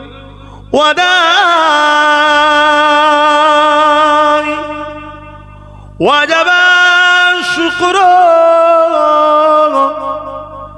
علينا ما دعا لله أهداي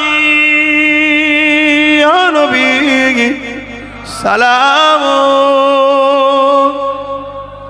يا رسول يا حبيب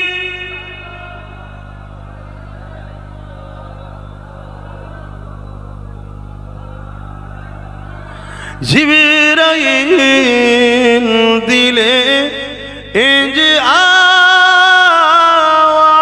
আওয়াজ খুলে দাও আসমানের দুয়ার এসেছেন নবী ঈদের সরদার করিতে আল্লাহ আরো দিদার নবী সালাম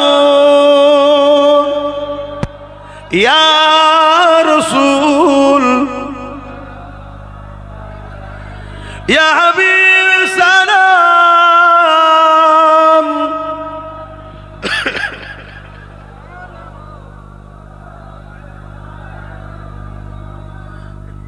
আলহামদুলিল্লাহ আল্লাহ যেন আমাকে আপনাকে নবীর দরবারে হাজির করেন, বলুন আমিন। হুজুরকে দাঁড়িয়ে দাঁড়িয়ে সালাম দেওয়ার তৌফিক দেন, বলুন আমিন। এবার একটু গায়ে গায়ে বসুন, যারা শুনতে চান বসুন, আমি একটু জানাচ্ছি আপনাদেরকে। দরুদ শরীফ আল্লাহুম্মা সাল্লি আলা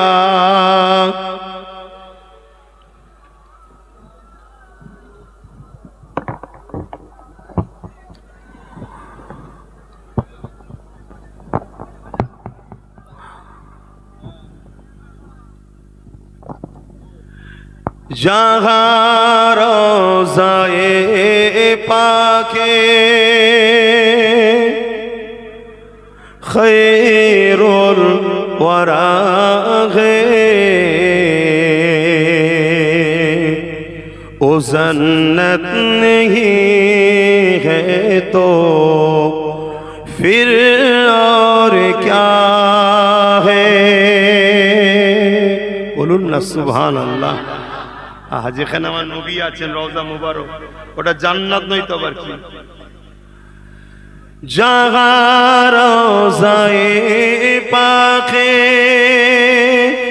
খৈরুল ওয়ারা হে ও জন্নত नहीं है तो फिर और क्या है, कहाँ मैं कहाँ मदीने की गलियाँ, कहाँ मैं कहाँ मदीने की गलियाँ, एक किस्मत नहीं है तो फिर और क्या है, जहाँ रोज़ाए पाके खैरुल वरा है ओ जन्नत नहीं है तो फिर और क्या है। मोहम्मद की अजमत को क्या पूछते हो, मोहम्मद की अजमत को क्या पूछते हो, ओ साहिबे काबा कौसन ठहरे बसर की शरे अरसे में मेहमान नवाजी बसर की सरे अरसे मेहमान नवाजी ये अजमत नहीं है तो फिर और क्या है जगारो जाए पाके खैरुल वरा है वो जन्नत नहीं है तो फिर और क्या है। अल्लाहुम्मा सल्ली अला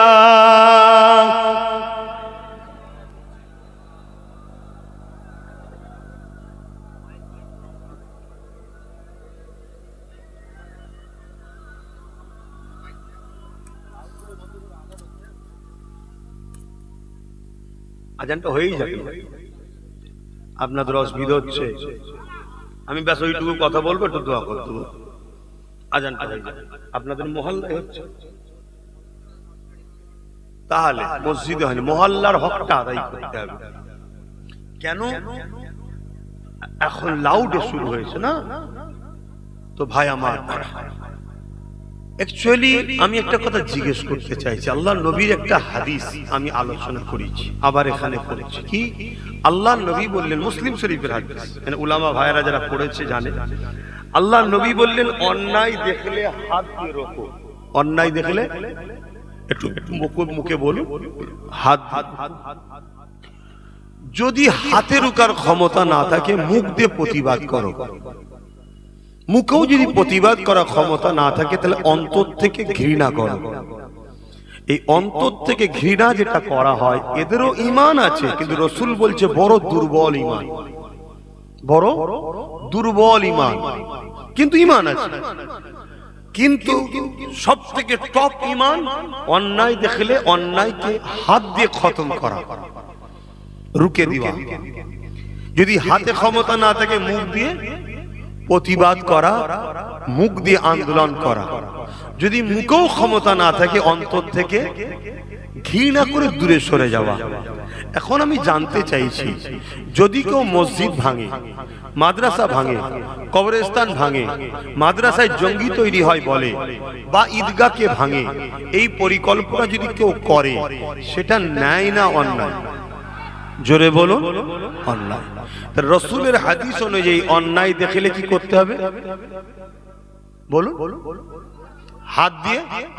তাহলে মাদ্রাসা ভাঙছে, মসজিদ ভাঙছে, হাত দিয়ে রুখতে হবে, হাত দিয়ে রুখতে, অন্যায়টাকে খতম করতে হবে।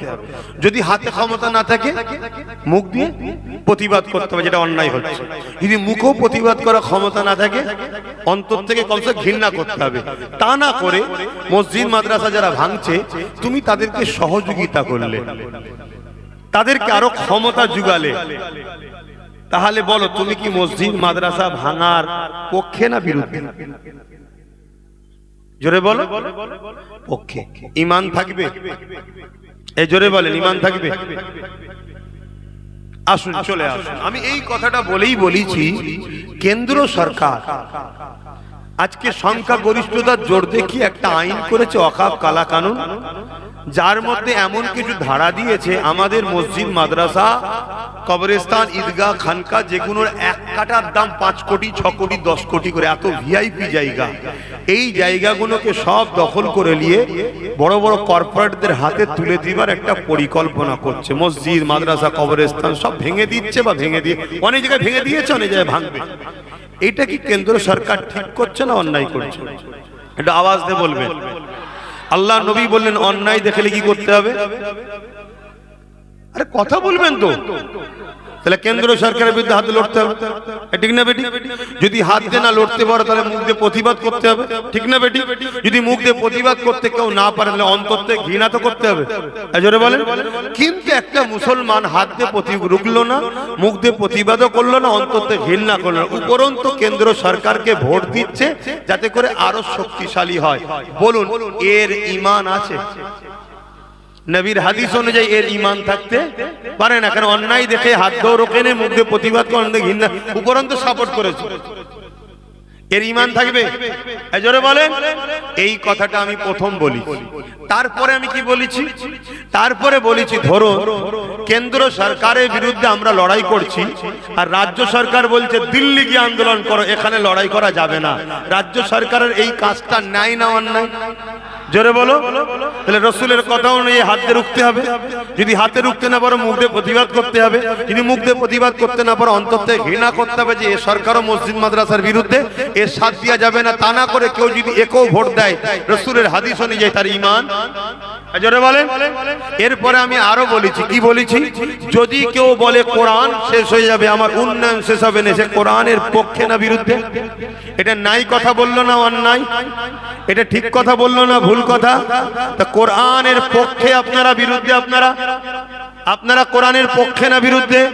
কারা কারা কোরআনের পক্ষে হাত তুলে দেখান। মারহাবা, নারে তাকবীর। কোরআন শরীফ, কোরআন শরীফ। কোরআনের দুশমনেরা বলুন মুর্দাবাদ। কোরআনের দুশমনেরা। তাহলে আজকে আমার রাজ্য সরকার বলছে কোরআন শেষ এবং উন্নতি শেষ হবে না, ঠিক বলেছে না ভুল বলেছে? তাহলে এর বিরুদ্ধে হাত দিয়ে রুখতে হবে না হবে না? যদি হাত দিয়ে না রকম মুখ দিয়ে প্রতিবাদ করতে হবে যে আপনি এটা ভুল বলেছেন, ক্ষমা চান। যদি মুখ দিয়েও বলতে না পারো অন্তর থেকে ঘৃণা করা দরকার আছে না নাই? তা না করে কোনো মুসলমান কোরআনের দুশ্মন, কোরআনকে যে মিটাতে চায়, কোরআন শেষ হয়ে যাবে যার ধারণা, তাকে যদি ভোট দেয় তার ঈমান থাকবে? আমি এটা বলেছি। এরপরে আরো বলেছি কি, ইসলামে যে খাবারটা খাওয়া হারাম, সেই খাবার যদি কেউ খাইয়ে আমাদেরকে কাফের বানাতে চায়, অর্থাৎ শিরক যুক্ত খাবার, যেমন আমার অমুসলিম ভাইয়েরা তাদের ধর্মে অনেক খাবার খাওয়া নিষেধ আছে, তার মধ্যে একটা গরুর গোশত তারা খেতে নেই, তাদের ধর্মের ব্যাপার। যদি আমি ঘুরিয়ে তাকে খাওয়াই, এটা তাদের সঙ্গে ভালো ব্যবহার করলাম না খারাপ করলাম? কিন্তু আমাদের জন্য হালাল, ওরা কিন্তু অপছন্দ করে, ঠিক না বেটি? ঠিক তেমন শিরক যুক্ত খাবার যেটাকে প্রসাদ বলা হয়, সেটা আমাদের জন্য হালাল না হারাম? জোরে বলেন। রাজ্য সরকার রেশনের মাধ্যম দিয়ে আমাদেরকে প্রসাদ খাইয়েছে না খাওয়াইনি? প্ল্যান করেছে না করেনি? তাহলে বলুন সরকারের এটা কাজ না? সরকার আমাদেরকে কাফের বানাতে চাইছে না চাইনে? শিরকের রাস্তায় নিয়ে যেতে চাইছে না চাইনে? তাহলে এটা নাই করছে না অন্যায় করছে? এর বিরুদ্ধে হাত দিয়ে লড়া দরকার আছে না নাই? যদি হাতে ক্ষমতা না থাকে মুখ দিয়ে প্রতিবাদের দরকার আছে না নাই? যদি মুখে না পারো অন্তর থেকে ঘৃণার দরকার আছে না নাই? তা না করে একে সাপোর্ট যদি করে তার ঈমান থাকবে? আমি আরো এক বলছি, আজকের দিনে একটা সংশোধন করে দিচ্ছি। কেন্দ্র সরকারের যে কালা কানুন, মসজিদ মাদ্রাসার বিরুদ্ধে আইন, আপনারা মানবেন? এই জোরে বলেন মানবেন? যদি বুলেটের গুলি করে গুলি খেতে রাজি আছে, মানতে রাজি নয়। যদি কেন্দ্র সরকার মনে করে আমি চাপ দিয়ে এদের উপরে দায়িত্ব দেবো, এদেরকে চাপ দিয়ে দমন করে দেবো, কেন্দ্র সরকারকে জানিয়ে দিচ্ছি সংবিধান আমাদের সাথে আছে, আল্লাহ রাসূল আমাদের সাথে আছে। সংবিধানকে সামনে নিয়ে কথা দিচ্ছি তোমার সঙ্গে যুদ্ধ করতেও রাজি আছি, কিন্তু ইসলামের বিরুদ্ধে আইন মানতে রাজি নয়। ঠিক না বেটি? আজকে রাজ্য সরকার কেন্দ্র সরকারের আইনকে মেনেছে না মানেনি? জোরে বলুন মেনেছে না মানেনি? এ বিশ্বাসঘাতকতা আমাদের সঙ্গে করেছে না করেনি? এ বলেছিল আমি থাকতে এখানে ওয়াকফ কিছু হবে না, বলেছে না বলে না? এরা তো সবচেয়ে বড় চোর রে, ৭৫,০০০ বিঘে জায়গা রাজ্য সরকার চুরি করে রেখেছে। এত বড় কথা বলে যাচ্ছে, দম থেকে আমার বিরুদ্ধে মামলা করুন। শুনছেন না শোনেন? তাহলে আজকে বলুন কেন্দ্র সরকারের আইন মেনেছে না মানেনি? কেন্দ্র সরকার আইন করে ইসলামের বিরোধী, সেই আইনকে মানার জন্য ইসলামের বন্ধু না দুশমন? তাহলে এর বিরুদ্ধে হাত দিয়ে লড়তে হবে না হবে না? যদি হাতে ক্ষমতা না থাকে মুখ দিয়ে প্রতিবাদ করতে হবে না হবে না? মুখে যদি না থাকে অন্তর দিয়ে ঘৃণার দরকার আছে না নাই? তা না করে আপনি যদি সাপোর্ট করেন, ভোট দেন, তার মানে আরো শক্তিশালী হও। ওয়াকফ নিয়ে যে বলবে তাকে জেলে দেবো। যেমন ভাঙড়ের ছেলেরা ওয়াকফ নিয়ে আন্দোলন করেছিল, আপনারাও করেছেন, কেউ করেছেন তো নাকি? হ্যাঁ, ভাঙড়ের ছেলেদের নামে কেস হয়েছিল জানেন না? প্রায় ৩,০০০-এর কাছাকাছি ছেলের নামে কেস হয়েছে, কম বেশি। কেন কেস করেছিল? ওরা ওয়াকফ নিয়ে বলেছিল। কে কেস করেছে? রাজ্য শাসক। কিসের জোরে? রাজ ক্ষমতার জোরে। কি করে রাজ ক্ষমতা হয়? ভোট যখন দেওয়া হয়। তাহলে আমরা যদি এরকম মুসলিম বিদ্বেষী, ইসলাম বিদ্বেষী, কোরআন বিদ্বেষী, মসজিদ মাদ্রাসা বিদ্বেষীকে ভোট দিই, এই আমাদের ঈমান থাকবে? তো এই কথাটা জাতিকে জানানো দরকার আছে না নাই? বিগত দিন কেউ বলেছিল মাদ্রাসায় জঙ্গি তৈরি হয়, আমরা তার পাশ থেকে সরে গেছি না যাইনি? সে তার ভুলটা স্বীকার করেছে না করেনি? তাহলে আমরা যদি এদেরকে ঠিকভাবে না বলি, এরা এদের ভুলটাকে স্বীকার করবে না। তাই আজ আপনাদেরকে বলে যাচ্ছি, আচ্ছা আজানটা হয়ে যাক, ধৈর্য থাকলে বসবেন, না থাকলে চলে যাবেন। আমি কাউকে ধরে রাখা ছিল না।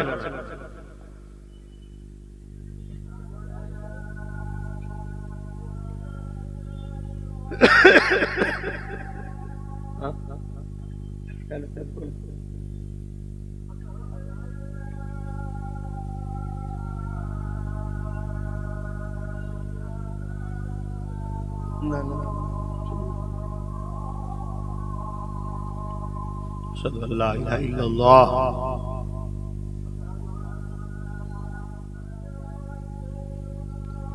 صلى الله عليه وسلم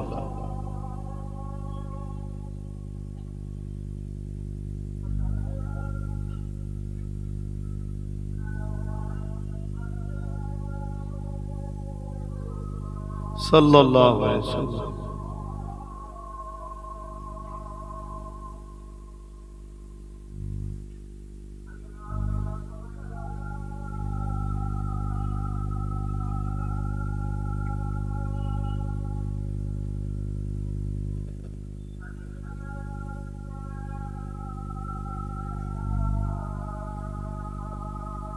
لا حول ولا قوة إلا بالله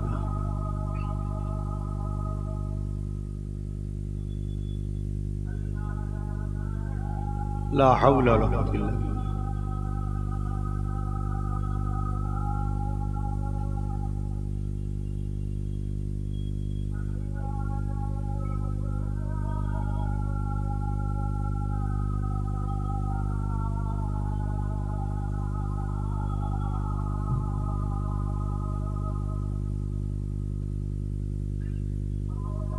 الله أكبر الله أكبر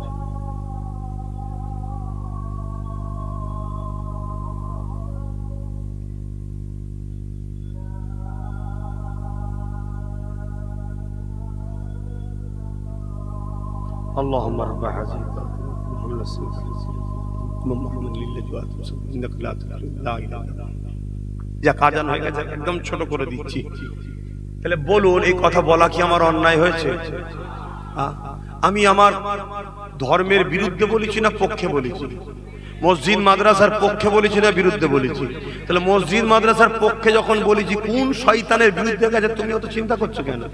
কিন্তু না, কিছু মুনাফেক মুসলমান আছে না নাই? গাছ না হলে গাছকে কাটতে, এ জাতের সবচেয়ে বড় ক্ষতি করছে আমাদের মধ্যে কিছু গাদ্দার আছে।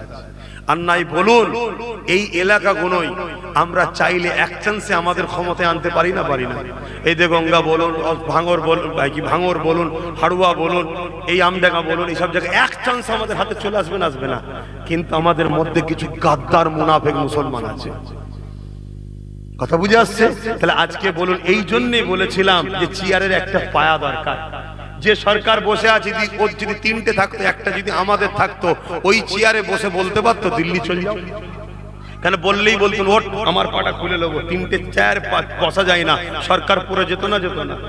এটাই আমার বক্তব্য ছিল, নিজের হাতে পাওয়ার তৈরি করো, লুহা না হলে লুহাকে কাটা যায় না। তা আমার এই ওয়াজকে কাটিং করে কোন একজন মুরব্বির সঙ্গে লাগিয়ে বলছে দেখো, ইনি বলছে হারাম, ইনি বলছে জায়েজ। শোনো, ওই মুরব্বি সেদিন জায়েজ বলেছিল যেদিন এর মুখোশ ঢাকা ছিল, মুখ ছিল না।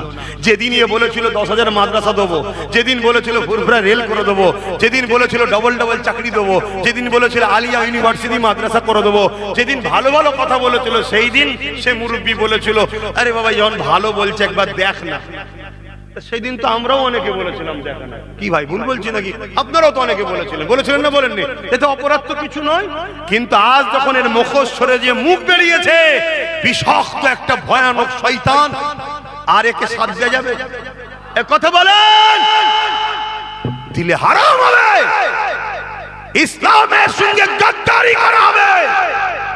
ব্যবসা করো, রাজনীতি করো, হিন্দু হোক, আদিবাসী হোক, সাঁওতাল হোক, খ্রিস্টান হোক, সবাই আমরা ভারতীয় ভাই মিলেমিশে কারবার করব, মিলেমিশে রাজনীতি করব, কোনো ইসলামে বাধা নাই।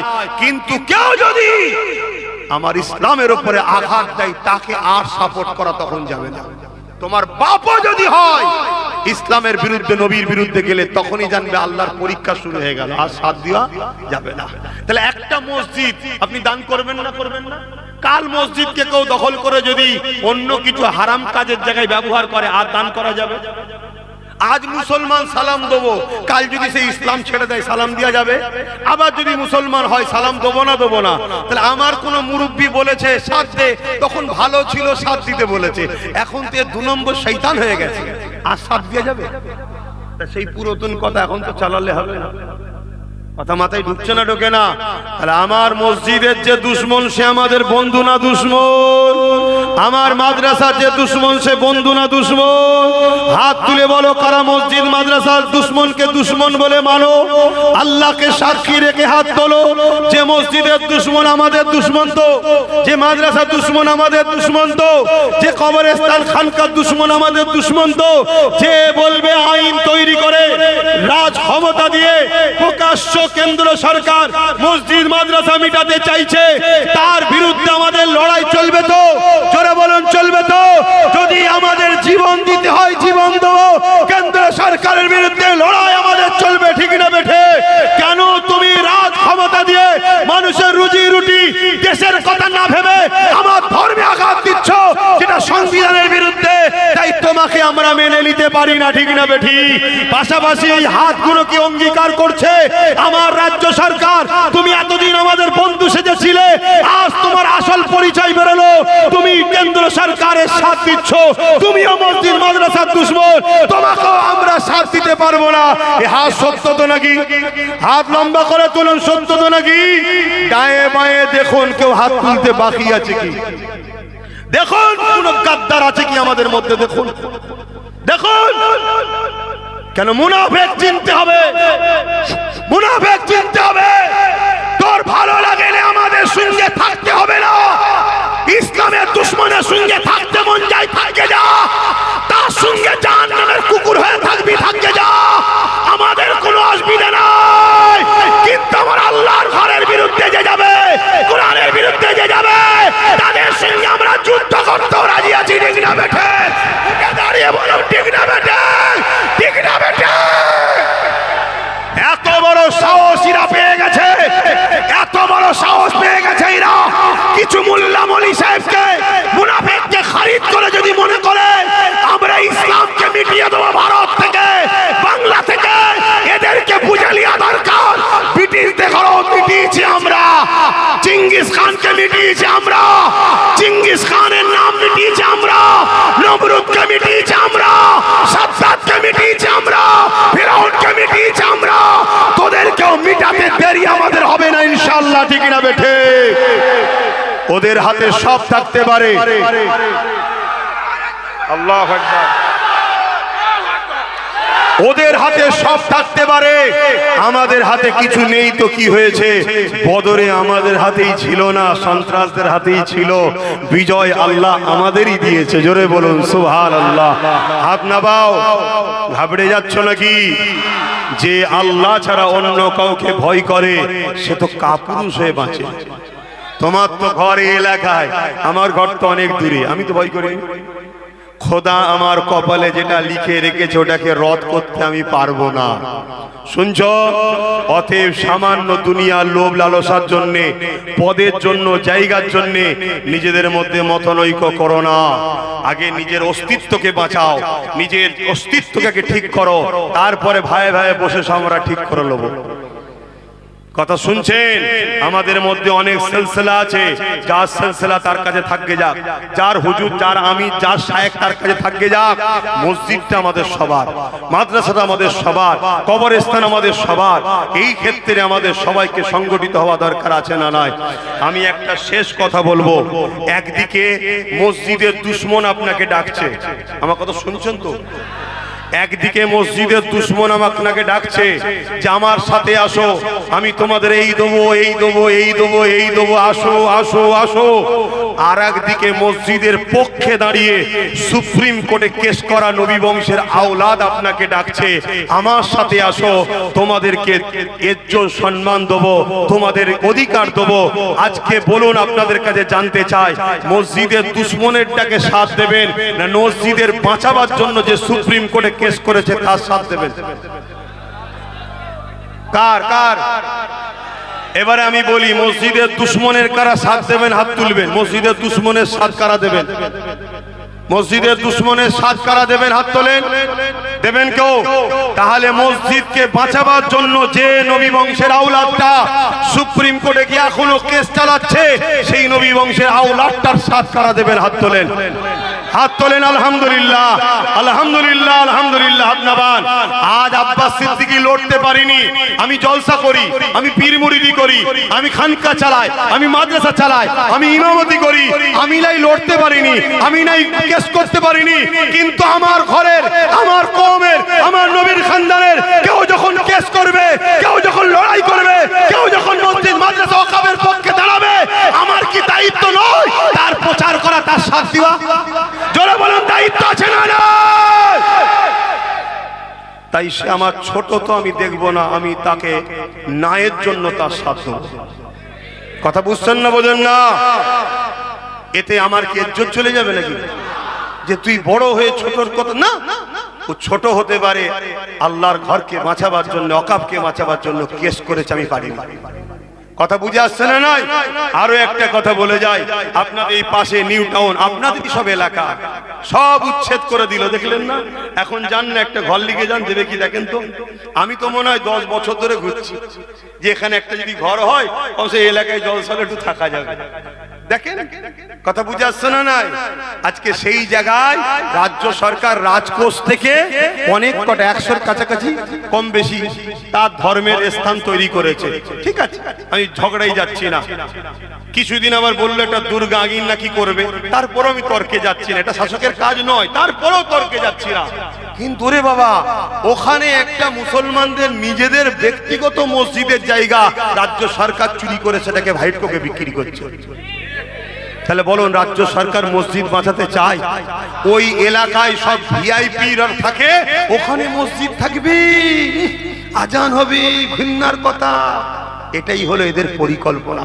যারা তোমার মসজিদকে এত ঘৃণা করে, যারা তোমার আজানকে এত ঘৃণা করে, আমার যুবক ছেলেরা, সেই বিহায়াদের পিছনে তোমরা ঘুরবে? শুধু বলছে বিজেপি চলে আসবে, শুধু বলছে বিজেপি চাই। বিজেপি আর এর মধ্যে পার্থক্য কি? এরা দুজনই আরএসএস এর লোক। বিজেপি যা অন্য রাজ্যে করছে এই রাজ্যে করছে, উপরন্ত বিজেপি প্রকাশ্য করছে, এই রাজ্যে প্রকাশ্য এসে করতে গেলে না সাইজ করে দেবো। কথা বুঝে আসছে না? নাই। এখানে আমরা কমজোরি নয়, অন্য জায়গায় তোমাদের দাদাগিরি চলতে পারে, এখানে চলবে না। কথা বুঝে আসছে না? নাই। কিন্তু সেই জায়গায় এখানে কিন্তু এ ঘুমটা দিয়ে কাজ করে যাচ্ছে না, যায় না। কত বড় কাজ করেছে, আমাদেরকে প্রসাদ পর্যন্ত খাওয়াতে চেয়েছে। যেটা বিজেপি পারবে? এই পারবে? আর একটা কথা, এরপরও আমি কি বলেছিলাম, যদি বিজেপিকে রুখতেই হয়, এরপরও বলেছি আমি, এর অনেক বক্তব্য কেটে দিয়েছে, বিজেপিকে যদি রুখতেই হয়, প্রথমে তুমি ক্ষমা চাও। দিল্লি যেতে বলা ভুল হয়েছে, কোরআনের বিরোধী বলেছে, আমার ভুল হয়েছে, আমাকে ক্ষমা করে দাও, এটা বল। এক। দ্বিতীয় নম্বর কথা, এটা বলার পরও বিজেপিকে যখন রুখবে, বিজেপি কার দুশ্মন ভাই? মুসলমানদের। বলছো তো নাকি? বিজেপি থেকে যখন রুখবে, মুসলমানদের দুশ্মন যখন বিজেপি, তোর উপরে ভরসা করবো কেন? ঠিক তো নাকি? আয় একসাথে পার্টনারে থাকবো। কি পার্টনারে থাকবো? 3টে পায়া তোর থাকবে, একটা আমার থাকবে। না হয় 15 বছর শুধু শুনছি বিজেপি রুখতে, আবার বিজেপি শুধু হু করে ঢুকেই যাচ্ছে। ঠিক না বেঠি? হ্যাঁ, তাহলে ডাল মে কুছ কালা হ্যায়, মানে একটা লোকের কাপড়ে নাপাক লেগেছে, পিসাব লেগেছে, বলছে মদ দিয়ে পাক করবো, এ হবে কেন? ওটাও হারাম, এটাও হারাম। ডাকাত রুখতে চোরকে দিচ্ছে পাহারা, তাহলে বিপদ আছে না? নাই। বিপদ হচ্ছে, মব লিঞ্চিং হচ্ছে না, হয়নি? আপনাদের এই আশপাশে অনেক জাহান্নামের কুকুরের মুখ থেকে এমনও শোনা যায়, তারা বলে আমরা মুসলমান। মুসলমান নয়, এরা বেঈমান মুনাফিক। এরা বলে বিজেপিকে এদেরকে ভোট দেওয়া ভালো, বলে না বলে না। আজ কিন্তু দাগ লাগাই আমাদেরকে বলে বিটি, এ বলে না বলে না। হ্যাঁ, এটা প্ল্যান যাতে করে কম ভয় খায়। এই বিশ্বাস নেই ভাইয়ের উপরে, আছে না নাই? আপনা বাও, তাহলে শোনো একটা কথা বলে যাচ্ছি, এরপরেও তো তোমাদেরকে বলছি, আমি অফার দিচ্ছি তো। প্রথমে ক্ষমা চাক যে ভুলগুলো বলেছে কোরআনের বিরুদ্ধে, তারপরে একটা হলো 10% হলো ভাগিদারি দিতে হবে। তুমি রাজা আমরা কর্মচারী এটা হবে না, পার্টনারে আসতে হবে, ঠিক না বেঠিক? পার্টনারে এলে কিছু বললেই কক করে টিপে ধরা যাবে। আমিও ভাগিদারি আছি, ঠিক না বেটি? আমি কি ভুল করছি? তুমি যদি আজ না জাগো যুবক, তোমার বাচ্চাগুলোর জন্য কাফনটা কিনে যেও, এ কথা বলে গেলাম। তুমি যদি আজ না জাগো যুবক, তোমার বাচ্চার জন্য কাফনটা কিনে যেও, কাল তোমাকে ভোট দিবার অধিকার কেড়ে নেওয়া হবে। এই যে এসআইআর, এই যে এসআইআর কি ফিতনা! এক তো বললো আমি বেঁচে থাকতে গেলে এসআইআর করতে দেবো না, মরে গেছে নাকি? এখন আবার ক্যাম্প খুলে বসে আছে, এসআইআর করে, এসআইআর করে, এসআইআর করে। তাহলে কি কথা মাথায় ঢুকছে? তবে তোমরা চিন্তা করো না, আল্লাহ তোমাদের এই ভাইয়ের দ্বারা চেষ্টা করে একটাই লাঠি মিলিয়েছে, ওই এক লাঠি সবাইকে ঠাইজ করে দিচ্ছে। ওই জন্য দেখছো না, ওই জন্য দেখছো না যে কারো পিছনে লেগে নেই, শুধু ওর পিছনে লেগে আছে। একের পর এক থানা বাড়াচ্ছে, একের পর এক গুন্ডা চেঞ্জ করছে, নতুন করে আর এক বেঈমানকে দিয়েছে। কত গুন্ডা চেঞ্জ করতে পারে করে যা, অসুবিধে নেই আমাদের। অসুবিধা আছে নাকি? কেন আমরা আল্লাহকে ভরসা করি, আর আমরা বিশ্বাস করি গরিব অসহায় মানুষরা তারা অন্যায়কে মেনে নেবে না, ঠিক তো নাকি? তাহলে আজকে সেই জায়গাতে ভেবে দেখো ভাই, এর পরেও কিন্তু আমি অফার দিয়েছি কি, রাত্রিরে যখন পাহারা দেবো, ডাকাতকে যখন রুখবো, তুমি একা দেবে কেন? তোমার যদি 50 জন থাকে, আমার 5 জন থাকে না তোমার সাথে? তুমি ভেতরে ভেতরে কি সেটিং করছো ডাকাতদের সাথে বুঝতে পারছি না। তাহলে আমার বুঝতে অসুবিধা হচ্ছে। এই ধরুন আপনার ঘরে একে আমি ভালোবাসি, একে দিয়ে উদাহরণ দিচ্ছি। আপনার ঘরে ধরুন একে পাহারা দিয়েছেন, এরপরও ঘরে শুধু চুরি হচ্ছে, তাহলে চোরের সঙ্গে সেটিং আছে না নাই? আমি জানি তুই সেটিং এর নয়, তারপরেও বলছি সেটিং আছে না নাই? তাহলে এই জায়গায় যদি আমি দাবি করি যে ঠিক আছে ভাই তুই পাহারা দিবি, তোর সাথে হাজী সাহেবও থাকবে, তো অসুবিধা আছে কোথায়? এ বলছে না না না না না ও হবে না, তাহলেই তো সন্দেহ হচ্ছে, ঠিক না বেটি? অতএব একে বলছি ক্ষমা চা, চেয়ে ভাগিদারিতে আয়, আমাদেরকেও লে, একসাথে পাহারা দেবো, ওকে রুখবো, ঠিক না বেটি? কিন্তু তুমি বলছো না আমি একা, তাহলেই তো সন্দেহ হচ্ছে। এই একা ছিলে বলেই তো আজকে বলে দিলে যে কেন্দ্র আইন মেনে নিলাম। যদি একসাথে হতাম, ভাগিদারিতে হতো, মানতে পারতো কেন? আমরা অমনি ধরতাম, তাহলে জোট ছেড়ে দেবো, ছেড়ে দিলেই সরকার পড়ে যাবে। কথা মাথায় ঢুকছে যুবক? আল্লাহর হস্তে বোঝো আমার ভাইয়েরা, বোঝো, লুহা না হলে লুহা কাটা যায় না, মুফতি না হলে মুফতির ফতোয়ার বিরোধী করা যায় না। তবে মনে রাখবেন, অনেক আলেম উলামাকে আগামী দিন বাজারে নামাবে পয়সা দিয়ে, তারা বলবে এই একটাই ভয়, বিজেপি চলে আসবে, বিজেপি চলে আসবে। ইস্তার কি বাকি আছে? মসজিদ চলে গেল তো, কবরস্থান চলে গেল তো, সব তো শেষ। এখন আর কি হবে? গুগলে সার্চ করে দেখো না, বঙ্গ কি বাংলার কি বঙ্গ জমি ভূমির একটা কি অপশন আছে না, দেখো। বাংলার ভূমি মেরে দেখো না, মসজিদের জমি দায়িত্ব কে দেখো, 1 নম্বর খতিয়ানো মিটে চলে গেছে, পশ্চিমবঙ্গ সরকারের দায়িত্ব। তাহলে আমার মসজিদের দায়িত্ব কে? পশ্চিমবঙ্গ সরকার। আর মন্দিরের দায়িত্ব কে? হিন্দু ভাইরা। গির্জার দায়িত্ব কে? খ্রিস্টান ভাইরা। কি বলে শিখ পাঞ্জাবিদের ধর্মস্থানের দায়িত্ব কে? তারা। আর মুসলমানদের দায়িত্ব সরকারের। তাহলে দোষ আমাদের, দোষ কাদের? আর আমরা এদেরকে বিশ্বাস করেছি, না বিশ্বাসঘাতক হয়েছে। তাহলে বারবার বিশ্বাসঘাতক আমাদের সঙ্গে হচ্ছে না, হয়নি? অতএব আজ থেকে আমাদের একটাই কথা, আমরা ডান বান লাল কালো বুলু সবুজ সাদা কিচ্ছু চিনি না, ভাগিদারিতে আসা। তাতে 10% হয় 10%, আমার ছেলে মালিক হবে, ঠিক তো নাকি? এই কথাই কারা একমত? একটু হাত তুলে সাক্ষী দেবেন। আবেগে নয় তো, এই আবেগে নয় তো, কথা বুঝছেন তো? আলহামদুলিল্লাহ। এই প্রচারটা আপনারা দায়িত্ব নেবেন না? প্রচারের দায়িত্ব নেবেন না। দেরিয়ে যখন গেছি আর কথা বলবো না, একটু দোয়া করে দেবো দেরিয়ে। কেউ কষ্ট পেলেন, কেউ ব্যথা পেলেন, আমি কিছু ভুল করছি, আচ্ছা বলুন তো, আমি জলসা করছি তো, এতে এত মানুষ জড়ো হয়েছে, কাউকে পয়সা দিয়ে নিয়েছি? আমাকে খরচ দেবেন না দেবেন না? জোরে বলুন।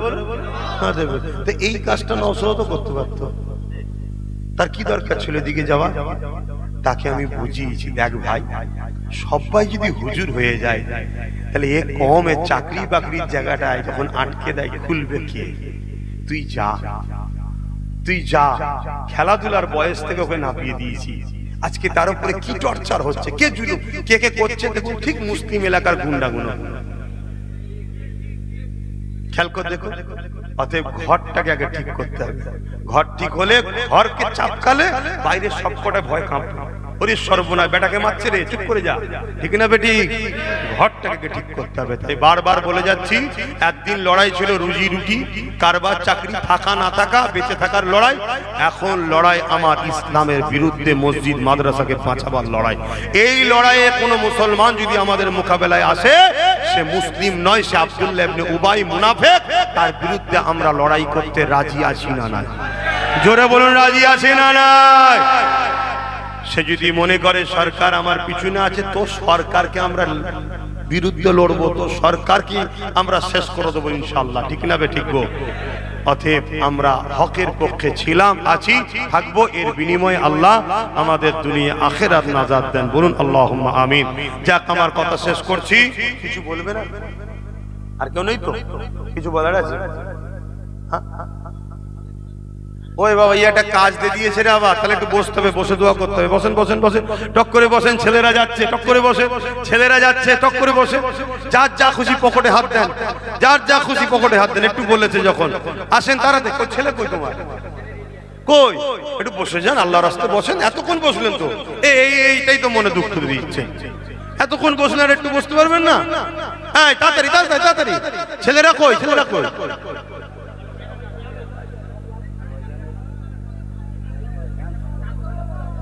হ্যাঁ, যারা করাচ্ছে করাক না। আরে বাবা, আমারও করাচ্ছে, ও সবার করাচ্ছে, নাচ করাচ্ছে, করাক না। সত্যি কি করেছি? যখন করিনি, আল্লাহ যখন তাকে নাচিয়ে নাচিয়ে জাহান্নামে ঢুকাবে, বুঝবে ওখানে কি করেছিলাম। আবার কি তো চিন্তা করছেন কেন ভাই? গেল কই লোক, কই? পকেটে হাত দেন, যার যা খুশি দেন। ওই যে ছেলেরা গেছে দেন। আর একটা কথা, এই কাঠের ব্রিজে একটাই, তাই তো নাকি যাবার? এ বড়। আচ্ছা, মা বোনেদের পদে আপনারা যাবেন, মা বোনেদের কাছে পাঠাও। আর এই রাস্তা বড় দুর্বল, একটু দেখে শুনে যাবেন ভাই। ঠিক দিল থেকে বলছেন তো, কষ্ট পেলেন না তো? তাহলে একটা ব্যারিকেড করবার প্ল্যান করছি, চেষ্টা চলছে কাগজের। গাঁটের পয়সা খরচ করে একটু যেতে হবে। পারবেন তো নাকি? পারবেন তো নাকি? ইনশাআল্লাহ। কেন এ কথা বারবার বলি জানেন? যত মাতার ভিড় বাড়বে, জালিমরা তত ভয় খাবে।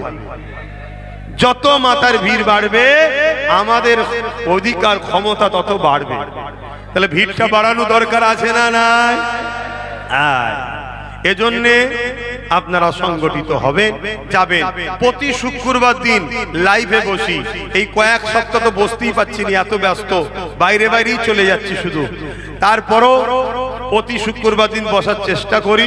সন্ধ্যে 7টা থেকে লাইভে PABS ইউটিউব চ্যানেল এবং পীরজাদা এমডি আব্বাস সিদ্দিকের একটা পেজ আছে, ফলো করবেন, প্রশ্ন করবেন, উত্তর দেব। প্রশ্ন করবেন, উত্তর দেব। ভাই, আপনাদের এতদিন আমার বিরুদ্ধে অনেক কথা হয়েছে, একটা কেউ আমার বিরুদ্ধে সত্য প্রমাণ দিতে পেরেছে? বলুন, পেরেছে? একটা কথা বলে যাচ্ছি, আমার লড়াই সেই দিন থেকে শুরু হয়েছিল যেদিন চুচুড়ার মাদ্রাসাতে শাসক তালা মেরেছিল। সেই মাদ্রাসাকে খোলার অনেক বাহানা হয়েছিল। আলহামদুলিল্লাহ, আল্লাহ এই বান্দার ওসিলাই খুলিয়েছিল। বলুন আলহামদুলিল্লাহ। হ্যাঁ, আমি বলছি, এখান থেকে আমি লড়াই করি, ইমানের জোরে লড়াই করি। আপনারা ভাইয়ের সাথে আছেন তো? হাতে মজবুত হয়ে থাকেন, আল্লাহ কামিয়াবি। ছেলেরা গেল, আসেন নামাজ পড়তে হবে। আল্লাহুম্মা আমিন, আল্লাহুম্মা আমিন। আয় আল্লাহ, যে যা তেলাওয়াত করেছে। আমি যা কিছু বললাম বলার মধ্যে ভুল ভ্রান্তি মাফ করে দিন। আল্লাহ রহমত করে মেহেরবানি করে কিছু সওয়াব দেন। সর্বপ্রথম আমার নূর নবীর দেবে সওয়াবখানা পৌঁছে দিন। হুজুর আব্বাজান আম্মাজান পরিবার সাহাবা সাহাবিয়া চার পিরানি পীর চার ইমাম হুজুরদের উপরে সওয়াব পৌঁছে দিন। तमाम नबी सिद्दीकीन शहादा सालेह आरिफिल्लाह हुजूरদের উপরে সওয়াব পৌঁছে দিন। আয় আল্লাহ আপনি আমাদের জীবনের গুনাহ খাতা maaf করে দিন। আমাদের পীর ও মুর্শিদ মুজাদ্দিদ জামানের উপরে সওয়াব পৌঁছে দিন। মুজাদ্দিদ জামানের 5 আওলাদ খলিফা হুজুরদের উপরে সওয়াব পৌঁছে দিন। যত হক আলেম উলামা আছে তারা যারা চলে গেছে জান্নাতি করে দিন। যারা বেঁচে আছে নেক হায়াত দারাজ করুন। আমার দাদা হুজুর রহমাতুল্লাহ আলাইহির আওলাদ ও সিলসিলা আলেম উলামা যারা হকের উপরে আছে তাদের জান মাল ইমানের যদি হিফাজত করুন। যারা ভুল রাস্তায় লোভ লালসার রাস্তায় চলে গেছে হিদায়াত করুন। আল্লাহ আল্লাহ হিফাজত করুন, ফিরিয়ে দিন, খারাপ রাস্তা থেকে দূরে রাখেন। জালিম অত্যাচারী শাসকদের লোভ লালসা থেকে তাদেরকে দূরে ফিরিয়ে এনে দিন। আল্লাহ আয় আল্লাহ মসজিদ মাদ্রাসা ওয়াকফকে আপনি হিফাজত করুন। আল্লাহ এই কেন্দ্রের জালিম সরকার রাজ্য সালিম সরকারের বিচার করুন। আল্লাহ আয় আল্লাহ তামাম বিশ্বের মুমিন মুসলমান নরনারীদের জান মাল হিফাজত করুন। আল্লাহ আমার দেশের সেনাবাহিনীকে ভালো রাখুন, পুলিশ বাহিনীকে ভালো রাখুন, বিএসএফকে ভালো রাখুন, তাদেরকে নিরপেক্ষতার সঙ্গে কাজ করার তৌফিক দিন। আমার দেশে হিন্দু দলিত আদিবাসী সাঁওতাল বাগদি খ্রিস্টান মতুয়া সবাই মানুষ মালিক। আমার মাতৃভূমিতে বসবাসকারী সবাইকে ভালো রাখেন, সুস্থ রাখেন। খাস করে আমার কওমের বাপ ভাই মা বোন সবাইকে আল্লাহ মিলেমিশে থাকার তৌফিক দিন, ভালো রাখেন, সুস্থ রাখেন। আমার ছোট ভাই নওশাদকে আপনি রাজ ক্ষমতা দান করুন। আল্লাহ আয় আল্লাহ একটা আপনি দিয়েছেন তাতে এত লড়াই করছে মালিক, আগামী দিন ওকে আরো ক্ষমতা দান করুন। আল্লাহ আল্লাহ গরিব দুঃখী মানুষের জন্য লড়াই করার তৌফিক দিন। ওয়াকাব বাঁচাবার জন্য নওশাদ সুপ্রিম কোর্টে কেস করে চলে, কেসকে আপনি বিজয় দান করুন। আল্লাহ আয় আল্লাহ এই জালিমদের চক্রান্ত আপনি ব্যর্থ করে দিন। আল্লাহ আয় আল্লাহ হাবিবের খাতে রহমত করে দয়া করে এই এসআইআর নিয়ে কোনো চক্রান্ত না হয় এর জন্য নওশাদ কেস করেছে। আল্লাহ তাকে আপনি কামিয়াবি করুন। আল্লাহ তাকে আল্লাহ আপনি বিজয় দান করুন। আল্লাহ আমার নলেজ সিটিকে আপনি কবুল করুন। আল্লাহ আমার আওলাদ আল্লাহ উস্তাদের নসিব বড় করুন, বাপ মা ভাই বোন স্ত্রী সকলের নসিব বড় করুন। এখানে যতগুলো মা হাত তুলেছে সবার নসিব বড় করুন। এই গ্রামে শান্তি দিন, সকলকে মিলেমিশে থাকার তৌফিক দিন। ভাঙরের মানুষের উপরে খাস করে রহমত করুন আল্লাহ, এবং ক্যানিং এর মানুষকে আল্লাহ ওই জালিম অত্যাচারী স্বৈরাচারী জাহান্নামের কুকুরের হাত থেকে হেফাজত করুন। আল্লাহ আল্লাহ ক্যানিং এর মানুষকে আপনি মুক্ত দিন। আল্লাহ আয় আল্লাহ আমার বাংলার মানুষকে আপনি নিরাপদে রাখেন, ভালো রাখেন। সর্বধর্মের মানুষকে আপনি নিরাপদে ভালো রাখেন। আল্লাহ আল্লাহ সবাই তো আপনার দাস দাসী, সবাইকে আপনি সৃষ্টি করেছেন। আল্লাহ সবাইকে আপনি ভালো রাখেন, সবাইকে আল্লাহ আপনি আপনার বান্দা বান্দীদের আপনি ভালো রাখেন, নিরাপদে রাখেন। হাসবুনাল্লাহু ওয়া নি'মাল ওয়াকিল, নি'মাল মাওলা নি'মান নাসির। আপনি ছাড়া আমার কি আছে আল্লাহ, আপনি একমাত্র ভরসা। আল্লাহ আমিন আমিন। বারহাক লা ইলাহা ইল্লাল্লাহ মুহাম্মাদুর রাসূলুল্লাহ সাল্লাল্লাহু আলাইহি ওয়াসাল্লাম। আমাকে ছেলেরা জিজ্ঞেস করছিল, শোনেন, ছেলেরা জিজ্ঞেস করছিল যে থানা থেকে জলসার পারমিশন নিতে হবে, ধর্ম করতে গেলে পারমিশন লাগে না। ধর্ম করতে গেলে পারমিশন লাগে না। যদি কোনো কারো জায়গার উপরে করেন সেই জায়গাওয়ালার পারমিশন লাগে। সরকারি জায়গায় করলে সরকারের পারমিশন লাগবে। নিজের জায়গায় নিজের পয়সায় নিজের ধর্ম করবেন তো পারমিশন কিসের? হ্যাঁ জানাতে হয়, তারা দায়িত্বশীল ব্যক্তি, তাদেরকে জানাতে হয়, জানাতে হবে। আপনার জলসা আছে একটা ইমেল করে দেবেন, জানিয়ে দেবেন। এত ঘাবড়ান কেন আপনারা, টেনশন করেন কেন? খবর একদম মনে রাখবেন আল্লাহ আমাদের সাথে আছে। নূর নবীর মদিনা থেকে আমাদের উপরে নেক ফয়েজ আছে। তবে যে রাস্তায় চলছেন রাস্তাটা চেঞ্জ করুন, নিজের ধর্মের উপর একটু গুরুত্ব দেন, মিলেমিশে থাকবেন। আসসালামু আলাইকুম। একটাই রাস্তা, আস্তে আস্তে যান। আর আমি যখন যাব একটু দাঁড়িয়ে যাবেন, আমাকে একটু যেতে দেবেন। কথা বুঝে আসছে? এটা আদব, এটা ভালোবাসা। আপনার পীরের খুন আমি, এটুকু তো আদবের আশা রাখতে পারি নাকি? ব্যাস। আসসালামু আলাইকুম।